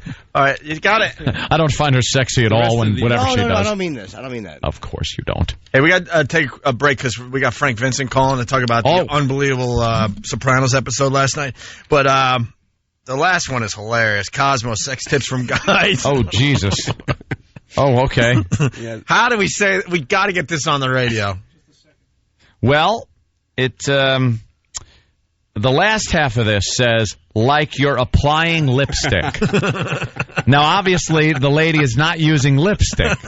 She's using something else that could be a large version of lipstick. Depending on your nationality. Right, exactly. But you're supposed to use that like you're using lipstick. Like you're applying lipstick. Like you're applying lipstick. There you go. Cosmo's sex tips from guys. And there's a bunch more where this came from. There's a lot more where that came from. All right. I think you got some of the better ones out there. Wow, there's some good ones. There's a couple of the really dirty ones are really good.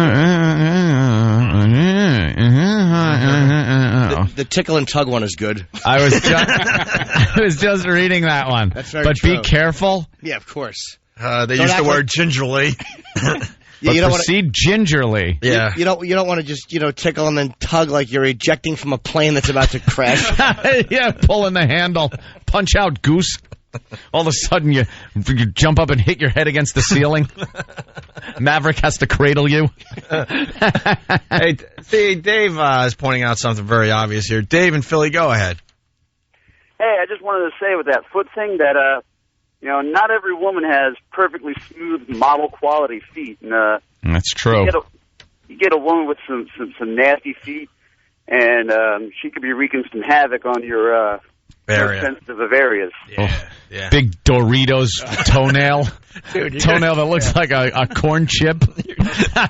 Her bunion. A bunion. Dude, you got the corn chip streak going, man. I think this is 3 days in a row, maybe 4. You gotta talk. You gotta work the corn chip toenail scenario into every corn show. Chip toenail. Oh, that big nasty yellow. It's like big and thick. I was on my way. Yeah, it's good for dip. Yeah, you could dip with it. Oh, there you go. There's what he's talking about right there, Jimmy. Oh, God, E-Rock. That's just making E-Rock hungry. Dude, I was on the way to corn. I was on the way to corn chip toenails. No. Went to the doctor. Now I think I only have a third of a liver because the medicine I use kills your liver. But I got crystal clear toenails again. Did you have those little monsters that they show in the commercials ripping apart your nail bed? How horrific is that? They lift up your fingernail your toenail like a car hood. Mine were getting crawl under. Mine were getting thick and separated from my actual toe. Went to the doctor, only on like 2 or 3 toes out of 10, and they gave me this medication that kills your liver, but it makes your toenails crystal clear. Thank God. So I'm back to normal, sort of. But your liver could be screwy. Just can't drink ever again, but price you pay for good toenails. I can look at my toenail, and I can actually see a face pressed up like someone drowned under ice. Yeah, there you go. All right, Danny, good job. Danny brought in a fine article. Yes. Who can we look forward to after the break? We got Club Soda Kenny. We got Roland. E-Rock, maybe? E-Rock. Maybe E-Rock. Jeff from Jersey. Jeff from Jersey, quickly. I don't even think we have to, well, if you want to go to him. Hey, Jeff. Hey, what's up? What are you going to say? Because I agree with you. Yeah, you guys are probably already suspecting this, but this has got to be women who write this stuff. Yep. I'm actually horrified that some women might be listening to this crap. That's what I think too. I think women are in there writing like, "Hey, could you write an article as if it was the man's point of view on what he would like women to do?" Because it's crap. For the women listening, I just want to tell you, listen, if you want to know what we like, watch some porn movies. That's what we like. There you go. It's not rocket science. There you go. Thanks, Jeff. Yeah, it's probably women just sitting around in a conference room, trying to figure this crap out. I think you're thinking of Katherine Hellman, who was on Soap. Oh, could be. Could you look her up, please, for me? Diane Sawyer looks like someone. And don't look up Hellman's mayonnaise.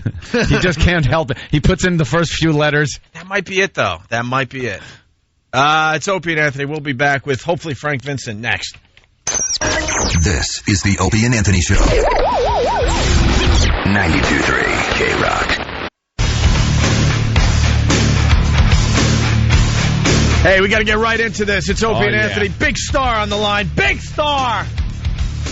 Let's say hi to Frank Vincent, a friend of the show. What's up, Frank? Hey, you guys being good or what? Yeah, we're being good. Better than don't whack us, Frank. Don't whack us. Hey, you never know, man. Wow, Frank. Now we got something to talk about, Frank. Okay, let's go. Now we got something to talk about. You are the man. No mercy. No mercy. My God. Last night was a great episode. They're saying one of the best ever. Yes, yeah, Frank. So it was really high tension and a lot of stuff went on. Yeah.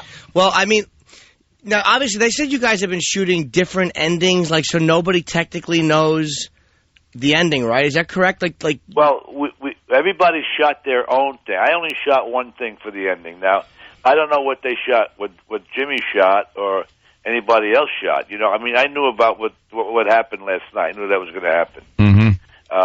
Now, I don't know what's going to happen next week in terms of the rest of the show. Wow. All right, where is Phil hiding? It's been annoying me all night. You put a hit out on Tony and Bacala and who was Silvio. And Silvio, and then all of a sudden you disappear. At least tell us where you're hiding. Well, he put a hit out on Tony. Yeah. Yes. Yeah, and especially Tony. And yeah, the top three guys. He's with his wife. He's hiding in the mountains. Aha. In the mountains. In the mountains. With his wife. You are something in that show. Jesus. Oh, boy. This is some of the most brutal stuff now. Well, I like the way Bacala died. Wasn't that great? Had you seen that scene yet, or did you watch them shoot that? I saw it. What I saw last night. I saw it for the first time. Like you saw it. We don't see anything. That was so beautifully shot because I mean he's standing there like just this big mope talking about trains, and you know he's about to be murdered.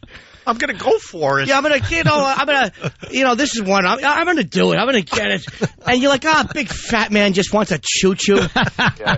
Alan Taylor's the director of that episode. I'm sure he's going to be nominated for that episode. It was so good. It was not even just the fact that he was killed.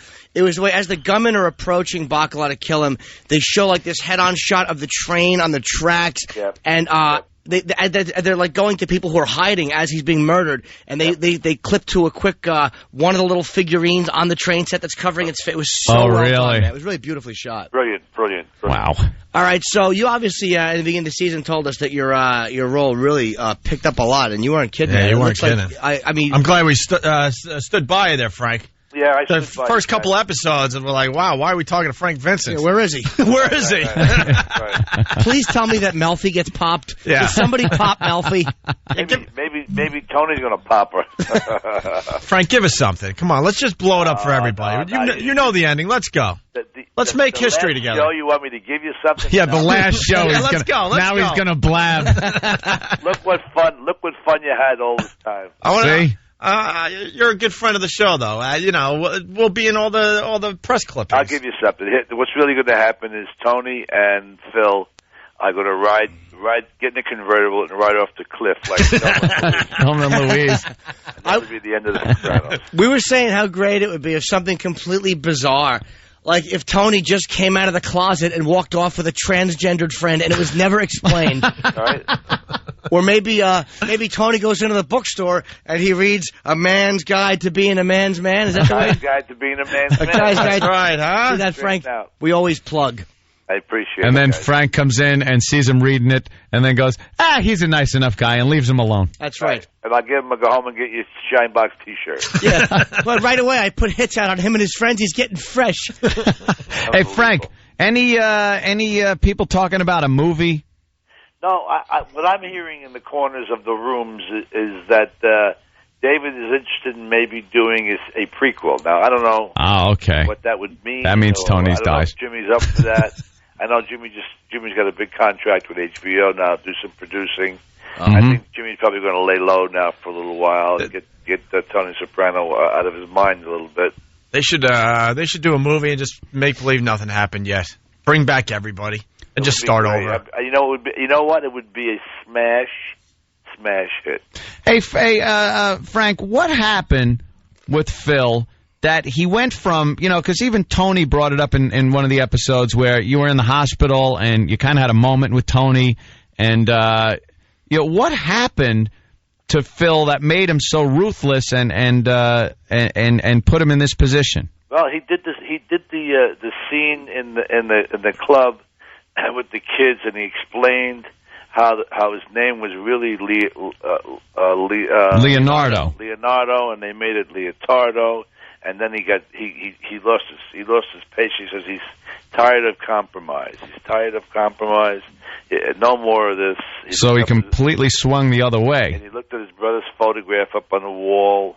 And then when Tony came in, he said, you want to cut? What compromise? He said, I was 20 years. I wanted Monagot. He said, and I had grilled cheese off the radiator, and I wanted a woman. And what else he said? Right. And so he said, it's all over. No more compromise. We're going to go for it. So he's just stuck to his guns, and that's it. Now you're going balls out. Now he's going out. Yeah, he's going after the prize. I like it. Were you surprised they killed Christopher off the way they did? Oh, it was interesting. That read-through, when we all read that script, everybody just sat silently. Just silence for like 3 minutes, and everybody was looking at each other, and it was amazing. Because I think at that point, the realization that it was coming to an end hit everybody. Right, yeah, because that's obviously one of the main characters during the entire show. Yeah, so we all sat around the table reading that. And when it was over, I think Edie was crying, and Jimmy was looking at. It's a big room, and Jimmy was looking at Christopher, and Christopher was looking at him, Michael. And the realization hit everybody. Yeah. You guys read a table where you just do it's like a big square of tables, right? Yeah. Every episode we sit the entire cast. And usually the fringe talent also, but in this case, in the last 3 or 4 read-throughs, there was no fringe talent. They used some production people to read the other parts. What prevents? Now, obviously, you guys have contracts, the big actors, but what prevents a boom guy or a camera guy from leaking it to the paper? Nothing. In fact, they leaked Michael's death, I think. Yeah, they did. Yep. Yeah. I wasn't reading any spoilers though.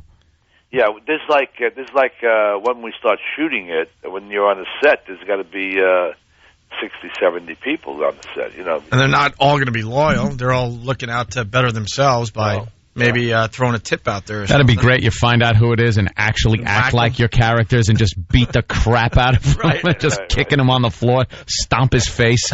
Up to now, your character again has gotten so interesting and really become a huge part of the show. What is? Could you find something you'd say was your favorite moment for Phil or as an actor to do on the show so far? Well, I think the transition, that the scene with the kids is great, and the follow-up scene to that, and actually yesterday's conversation where he said, they don't even know how to make people over there, meaning that they don't know how to make them, give them, make them part of the crew. They said that they don't even use blood. They don't put a sword on the table. That's all funny stuff if you really analyze it. And doing that stuff was fun. That was really good, nice scene to work. You got any films or anything you're doing? Because you always seem to pop up in these great Scorsese movies and have huge parts. Well, I'm looking at a film now called Survival. It's about a jewel thief here in Florida, and we might be doing it in July. It looks like it's going to happen. Yeah. Hey, Frank, do you know the ending of The Sopranos? Yeah. Oh, you definitely know what's going to happen next week. Well, I know what I know. I don't know if he's changed anything. Right. You think he's tricking everybody, though? Because they have said there's 3 or 4 endings, I guess. I know what happens to Phil for sure. You know, I know where that goes. But okay. What? Yeah, what happens? You can tell us. You can tell us. We won't say anything. We'll keep it under our hats. He rides off with Tony in the sunset. Over a cliff. No, Frank, we're off the air now. Story. We're off the air. They're playing commercials. So what happens? Wouldn't it be funny if Frank was just drunk and spit it out? Damn. You'll be surprised.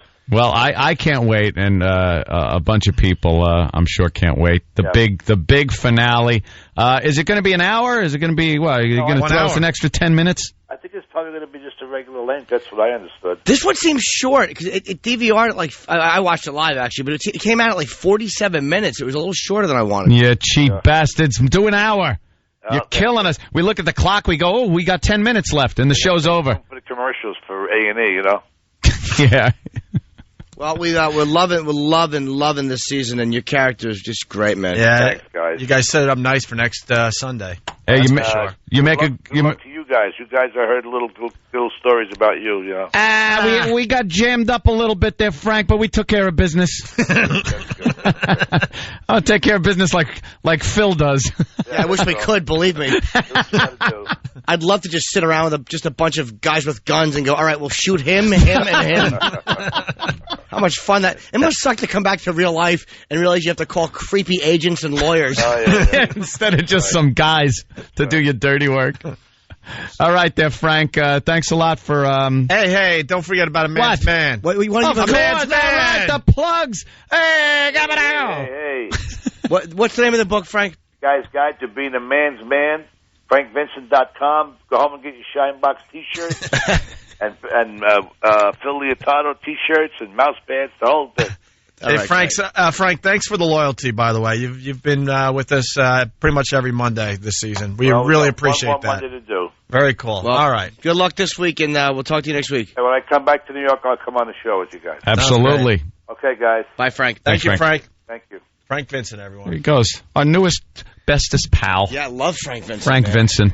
Love him. Hey, before we take a break and get back to the Girly Magazine bit, Jimmy was commenting about our pal who's coming in Thursday. Chuck Liddell, who's ouch. Him and his manager Rita, they enjoy the show, and I got stuff sent to me. His signed pair of shorts. That's cool. And I was very bummed out. He lost, man, to Rampage Jackson. He got knocked out. Chuck got knocked out, man. That is a tough goddamn business to be in, Ultimate Fighting, and wow, he got clipped and went down. And then this guy, what's his name? Rampage Jackson. Rampage Jackson just got down on top of him and started punching him about the face in a very hard fashion. Well, he has 9 years on Chuck, too, man. These guys are not like boxers who can, go... And boxers are tough dudes, but don't get me wrong. But they go for 3 rounds. They tie each other up. You try to tie a guy up in UFC or Pride, and your arm is broken. There's no break. There's no break at all. You're just fighting for the entire time. You know, we're watching the clip over here, and it looks like a prison yard fight. Yes. It's a prison yard fight, is what it is. It's that he clips him. Chuck goes in for a body shot and gets tagged on his way back out.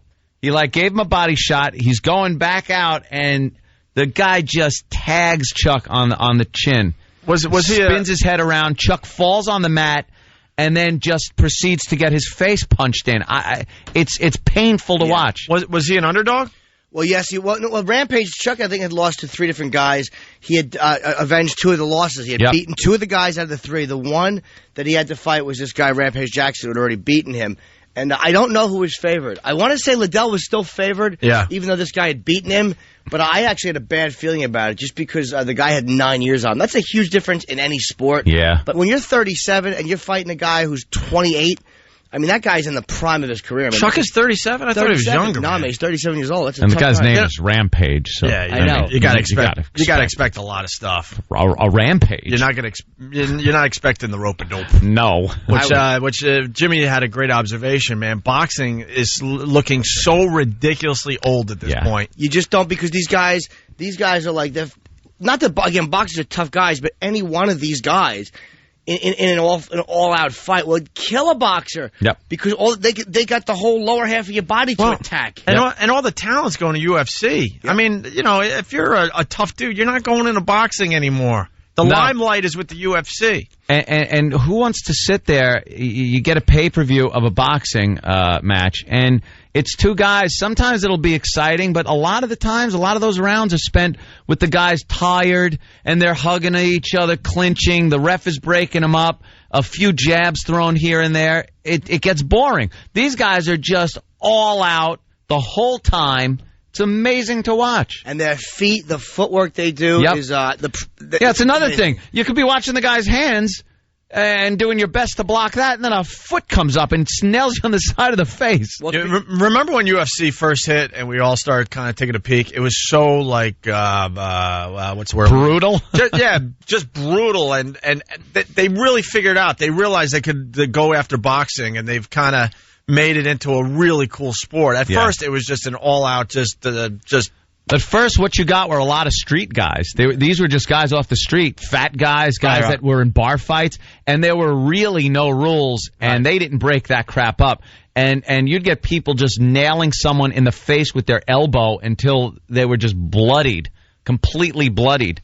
They kind of fixed that to make it a little more acceptable to the masses. Well, and also it is blowing away boxing. Well, they also fixed it because they want to protect these guys to a point because they're becoming big names. Yeah. Like when we first started watching UFC, it was so primitive that guys that could have been huge stars were like in nursing homes basically after one fight. So they're kind of protecting the guys to a point where, because they know they have marketability, Yep. And they're also the fighters, like guys that dominated back then. It seems some of them are great, but a lot of them were street fighters, and they would be killed by guys that are fighting now. These guys are like, and it seems like Pride. And I'm not an expert on this, but I think Rampage Jackson was a Pride fighter, and those guys to me are more professional. Like Cro Cop was a Pride fighter, and Fedorov. Like those guys are like the best fighters in the world, and they're coming into UFC now. So it's like becoming like a legitimate sport. Huge. I think much more fun to watch than boxing. A lot more interesting guys to watch than boxing. I can't even tell you the last time I watched a boxing match, and I'm starting to even watch the UFC. Yeah, brutal. I got on board really late, but I'm really starting to get hooked on it a little bit now too. And you really don't know, you don't know who's winning these things. When they get in the ring, it could be this big guy. Like this last match though with Rampage and Chuck Liddell. You didn't know. If this guy would have made one little mistake and Liddell would have gotten a fist in there, it could have gone the other way. You just don't know. None of them, I don't think, are undefeated. I mean, I think Fedorov is, undefeated. I could be wrong. But they're just, like, one mistake, you're finished. You're done. Can't tie a guy up here. No. You just can't. They'll throw you on the ground and just start pounding you. So Liddell comes in Thursday? Yeah, I hope so, man. I love Liddell. Great. Hey, this guy's been waiting an hour. Brett in New Jersey, ex-Marine. Brett. Hey, guys, what's up? No such things as ex-Marines. Yeah, that's true. Hey, Brett, sorry to make you wait an hour, man. That's no problem. What do you got? Am I on? Or? Yes, you are. Oh, you're on, sir. What's going on? Hey, now the hour was definitely worth the wait. I just want to, I'm a little off topic here, but there's always room to thank you guys for supporting the troops here, man. Always. Yeah, absolutely. I want to see more done for the guys over there. I want to see more support. I want to see less Iraqi government intervening into the whole thing, and let the generals do what they got to do. If they want to send more guys over there, let's use the resources properly. Let's use our air that we haven't been using. Clear these places out. Don't send 4 guys out on a patrol where they're just going to get massacred. Massive amounts of force. More guys got to go out on these patrols and take care of business, and that's where we're going to, take control of this war and start winning the battle here. Martial law, curfews, and then clear these streets with some air power before some of these patrols go out. Definitely. That's it. I love it. All right, Brett. Thank you so much. Can I throw something else in before I punch out here? Sure. I just want to tell Jimmy as well. He killed Nashville. Oh, man. Thank you. I'm still on. I'm still trying to make it up to my girlfriend here. To be fiance. She almost left me that night. Wait till you see the HBO special he just filmed in D.C. over the weekend. I'm sure it's a lot of the material you saw because that's what Jimmy was working out on the road. Yeah, Jimmy was so filthy. I mean, she still can't believe I took her to that show. Well, my apologies. Thanks for coming, buddy. A bunch of people backstage saying Jimmy's material even edgy for HBO. Really? And they were really happy you went there. Yeah, it was still a little edgy. Jimmy's people were really happy that you went as far as you did with your comedy. So, all right, Brett, thank you. I appreciate it, guys. Take care. We got to take a quick break. We get back to the girly magazines, the female playbook. Danny did a pretty good job. I think when we get back, we'll see what E-Rock picked out. Yeah. All right. Nice. It's Opie and Anthony. Opie and Anthony. 92.3 E-Rock.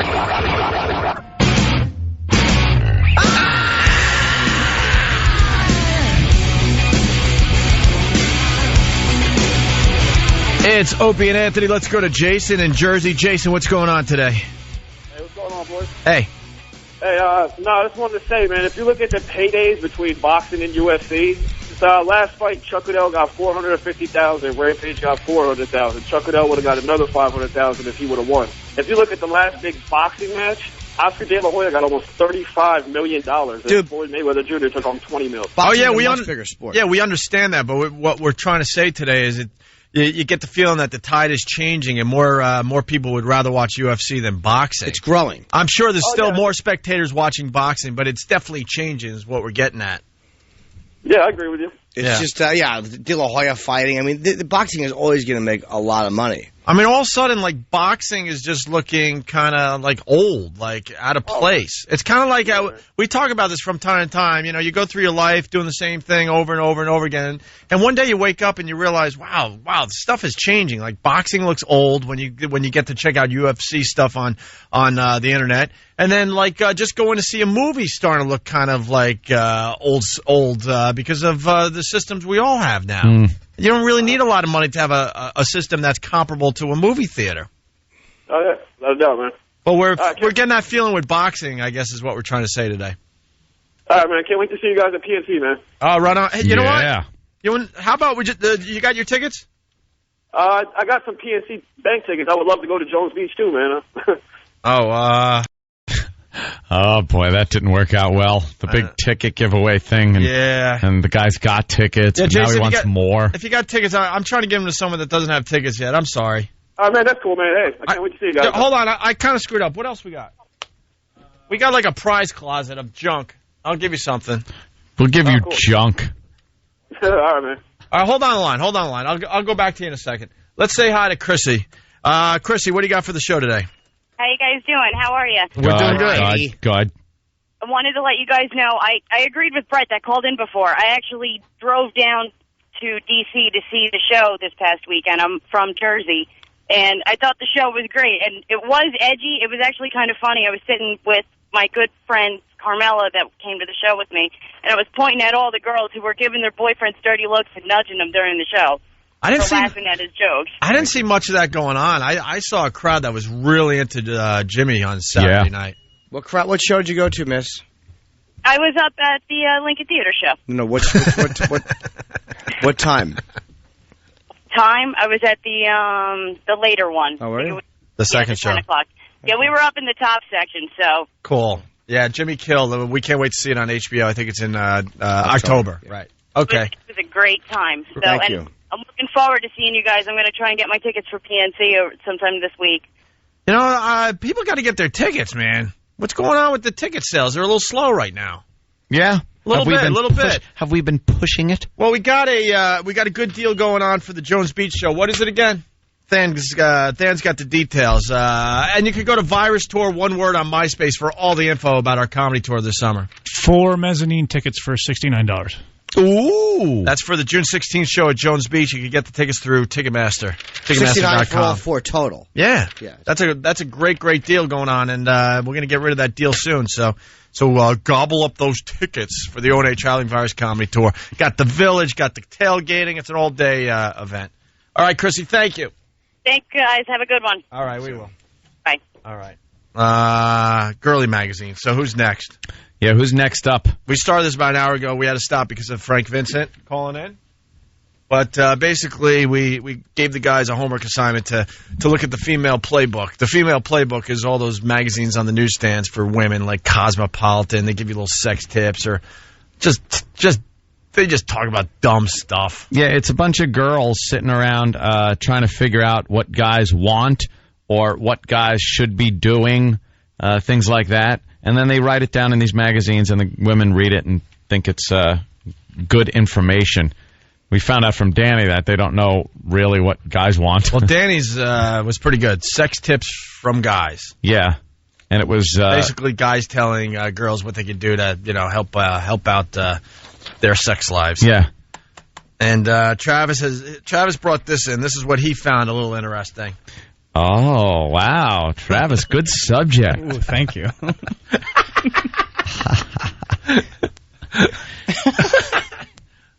This is the sexiest things to do after sex. Well, this should be a much shorter article. Get out and pay her. Exactly. Pay her. Prolong the pleasure of a steamy romp with these post-coital pleasures. Yuck. So after sex, you're supposed to be doing something sexy. This doesn't work. Guys just want to crash. It's not even just guys. I'll tell you something. It's in our chemistry. After sex, we just want to sleep. I'm with the best girl ever because she's the same way. When we're done, it's just like good night. Good night. Or good morning or whatever the hell it is, but it's back to sleep. Just back to sleep. That's because you're good. That's because Aunt is a really good lay. Oh, no. Yes, it is, because my girlfriend afterwards wants to do jumping jacks and run around the room doing funny voices. She goes in and finds a Pilates tape. Yeah, she picks up a sock puppet and starts pretending, all right, look, we're having a little show. Wake up. She's like that snotty kid in 6 Cents before her soup. A little puppet show. This proves that this is all crap that's out there for the women. I mean, if you're doing your job, the last thing you want to do is find other activities, right? Yeah, that's pretty much the closer. You're closing with sex. That's right. It. Thank you. Good night. Here's some tickets. Make sure you keep them so you can leave. All right, well, here we go. The sexiest things to do after sex, according to Cosmopolitan. And girls are reading this thinking this is the Bible, basically. They're going to start doing these immediately because it was in Cosmo. It's Cosmo. It's got to be true. All right, go ahead Travis. Well, yeah, pretty much what you guys were just saying, how men want to do nothing. These are things that are supposed to short-circuit his snooze reflex and electrify his bod. So you guys can keep being close after sex. But that means that the guys out there are dating or married to the wrong women, that they want things to happen after that. After I'm done, just how about we take a nap and then we could do some cool stuff. Right. All right. Well, this is just annoying. This is bothersome. So this is what they're telling girls to do to the guy, right, to keep him interested or awake or active. We could take 100 phone calls. You're going to get well over 90 of the guys saying the only thing they want to do is sleep after a good romp. Mm. But the women are insisting that we have to do other stuff. Why? Well, who's writing this? Let's hear what some of their suggestions are. The first one is pay him a carnal compliment. Mm. All right. Which guys are suckers for hearing about their sizzling sex skills. So they're saying that if you talk about how good your man just was, he's going to want to stay up and hear all about it. Oh, tell me more. And that might lead to light conversation. How does she think that segues into her boring soap opera chit chat? After you tell me how good I am, shut up. Soap opera chit chat. This whole article is how to keep your man awake after sex is what it comes down to, which is like that you're just making him miserable. Just let him sleep. Because it says your flattering feedback will keep him from dozing. Yeah. He's definitely going to stay awake for this performance assessment and kickstart light conversation, which you may be in the mood for right about now. Oh, my God. Oh, my God. God. Here's what the guy says right before he falls asleep. I'm sorry I did that. I'm embarrassed that I did that. I made an ass of myself. I do absolutely nothing around here. Oh, well. It's terrible. Shame on you. Yeah, here's what you want your girl to sound like.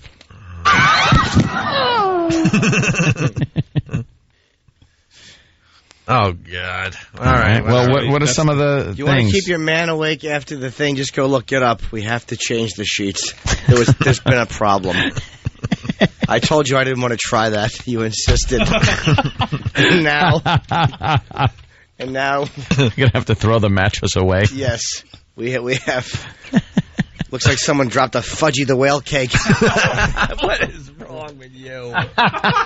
Seriously, man. All right, well, you compliment him, and that keeps him awake. Yeah, Terrific. That's the first one. All right, what's the next one? Give him a massage. Okay. Yeah, you could do that while I'm falling asleep. That's perfect. Sure. But the massage is supposed to keep you awake? Well, the massage is intended to eventually get him to reciprocate and... oh, my God! Nobody They're telling women the wrong crap. Wait, so you have sex. The guy, all he wants to do is fall asleep. Right. She is now going to give him a massage because that'll keep him awake to the point where he's going to reciprocate and give her a massage? Yep. On what planet? Not this one. And they say, obviously, foreplay hotspots, such as, those areas, are going to be tender, so that's the no-go zone. So they're saying massage everywhere except there. Mm-hmm. Oh, my That's what you want. That's what you want after a thing, a shiatsu, so you can reciprocate. Right. No, you just want to relax, fall asleep, lay on the couch, watch a movie. That's fine. Obviously, there's problems in this person's relationship that they're like trying to get more going on after sex. If you have a very healthy relationship with the girl and you want to fall asleep after sex, she probably wouldn't have a problem with that. You want to keep me awake after sex? Get out of the room and send Ozzy in to talk to me. That will work. If Ozzy sits on the foot of my bed and chit-chats, I'll be So how was it, Jimmy? It was good, Oz. It was fantastic. Wonderful. Or leave the bedroom, go find food somewhere. Perhaps you should put your clothes back on, though, huh? Maybe. That would keep me up. Yeah. Jimmy. Michelle, what's up? Hi. Yeah, I those magazines are trash. If both of you are doing your job, you don't want anything else but sleep or get up and get out. That's it. Don't touch me. I'm done. It was great. You know? See, there you go. Yeah. It's nice to know the women think like guys. It's true, though. I don't want... When he's done with me, I'm done. Could you imagine then giving a massage? Your arms are done. You can't do anything. And the guy's supposed to reciprocate. You're doing push-ups pretty much is what you're doing, trying to hold yourself up. I agree. It's trash. It's trash. The magazine's trash. Ladies, get with the program. I will never marry a woman that wants this stuff after sex. That just means there's major problems in the relationship. You want to keep me up after bed? True. Chew Cinnamon Toast Crunch in my ear. All right, Michelle. I love you guys. I got to go. All right, thanks, Michelle. Continue there, Travis. All right. The third one, which Cosmo says guys say is the most sexalicious thing a woman could do after getting busy, is take a shower together. All right, that proves that women are freaking writing this stuff and have no clue. They have the last thing. You want to take a shower before, during, not after. Not after. Do you really want to get up and get into a freaking shower? No. It depends. I mean, if I need it done. Look at the smirk. All I'm saying is this is going to be a doozy. You may need one, Mm-hmm. and I may not be able to reach where the banana is smeared, so I may have to have somebody help me. Oh my God! He got to help you out. Absolutely. Jimmy's already writing for his second HBO special. You need a friend. The old banana bit.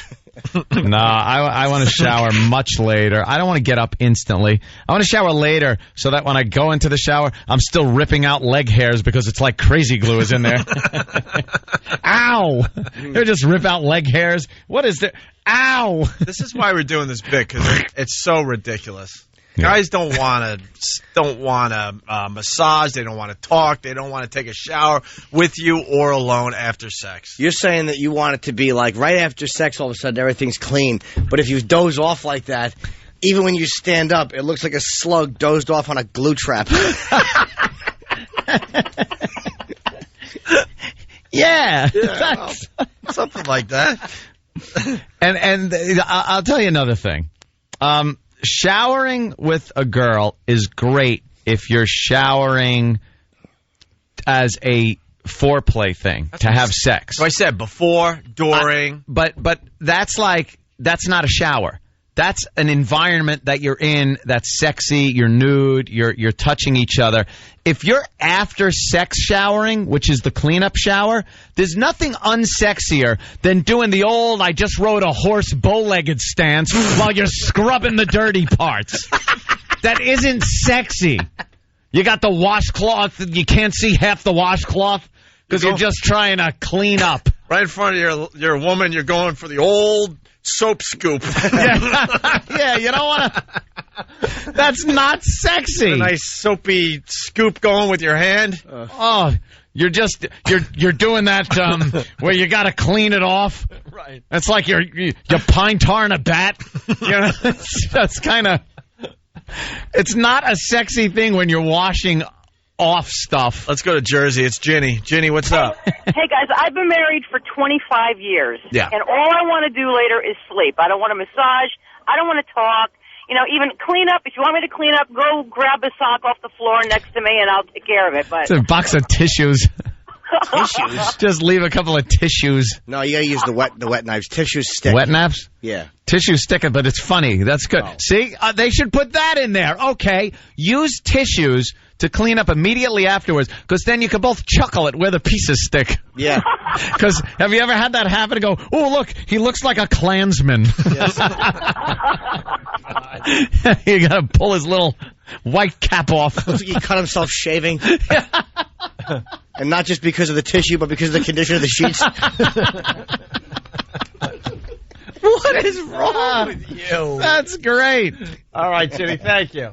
Well, you got to use tissues, though. That's why we're doing this bit, because it's obvious that this is all BS. I never thought of that, Jimmy, because I use the moisturized wipes, because now the toilet paper companies put them out, so it's not even like baby wipes anymore. They're made specifically for adults to keep from getting cranky back there when you're done. But I've never thought of using those after sex, because that's pretty good, because the tissues, you're right, they do stick. But you try that move sometimes to try to keep the bed from getting messy. So you try all right, if I put these here, I'll position the tissues, and now I'll get ready to, Jesus Christ, I missed the whole thing. It's all, oh my goodness gracious. It looks like that delicious treat at Morton's that you dig into, the heated chocolate cake. When you scoop the first one out, it all blubbles out. Then you have an ice cream and chocolate mess all over your plate. Exactly. And cleaning that up. And what guy's confident enough to actually be nude in a shower with their chick after sex? Well, you better be ready to go, is what I'm saying. You better, yeah. Right. But in general, nice warm water. You wouldn't be putting that in a window display. No, not right afterwards. No, you'd. Right afterwards, yeah, you're just standing there like, hi. It's like, oh, what are you, 10? Right. That is horrible. A shower is an awful idea after sex. Stupid. Looks like a pink Good and Plenty. And this is how they describe it. It's a no-brainer. Any situation that has you hot, wet, nude, and invading his personal space is bound to overpower his post-coital crash response. No. Really? No. Give it it's nappy time. That's good. And then we'll see what happens in 15, 20. Yeah, half hour. A little power snooze. Snuggling under the shower stream, running your slippery, sudsy hands over his back and the heat-soaked environment not only keeps your bod super close, but it also actually prolongs the post-orgasmic flush of you just finished booty session. I hate the language they use. Stop trying to be cute and fun. Booty session. All right, listen, we're running out of show, so wrap up your article there, Travis, and we'll do more of this tomorrow with the rest of the guys, including Roland and E-Rock and Steve and can't wait to hear Rollins and Club Soda Kenny. They all have to pick out one of these articles from one of these dumb magazines. Go ahead, Travis. Well, the next one I'm not really sure how to. Yeah. You could say touch yourself. You run your hands over your body, of course. Yeah, you can run your hands over your body. A woman's. They say a woman is just to run your hands over her own body, and seeing that will make a guy want to join in or whatever. It doesn't, though, actually. No, you got rid of the poison. You got to wait for poison. You got to wait for the body to make more.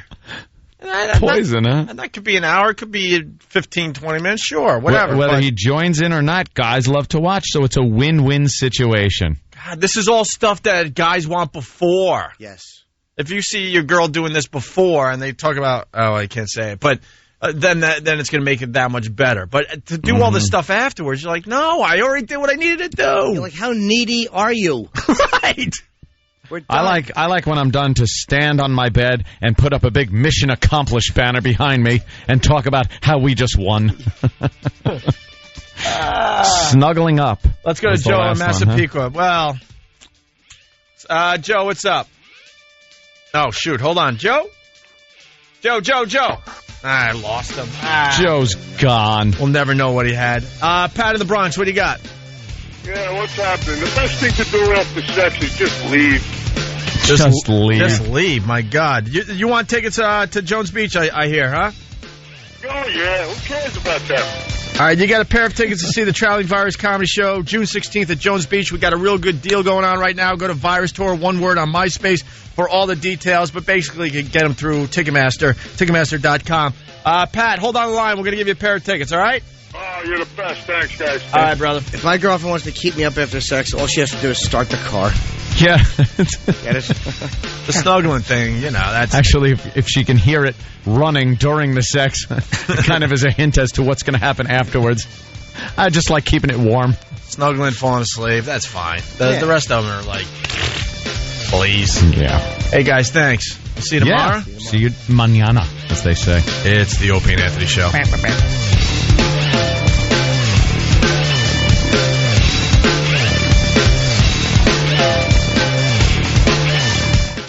This is the Opie and Anthony Show.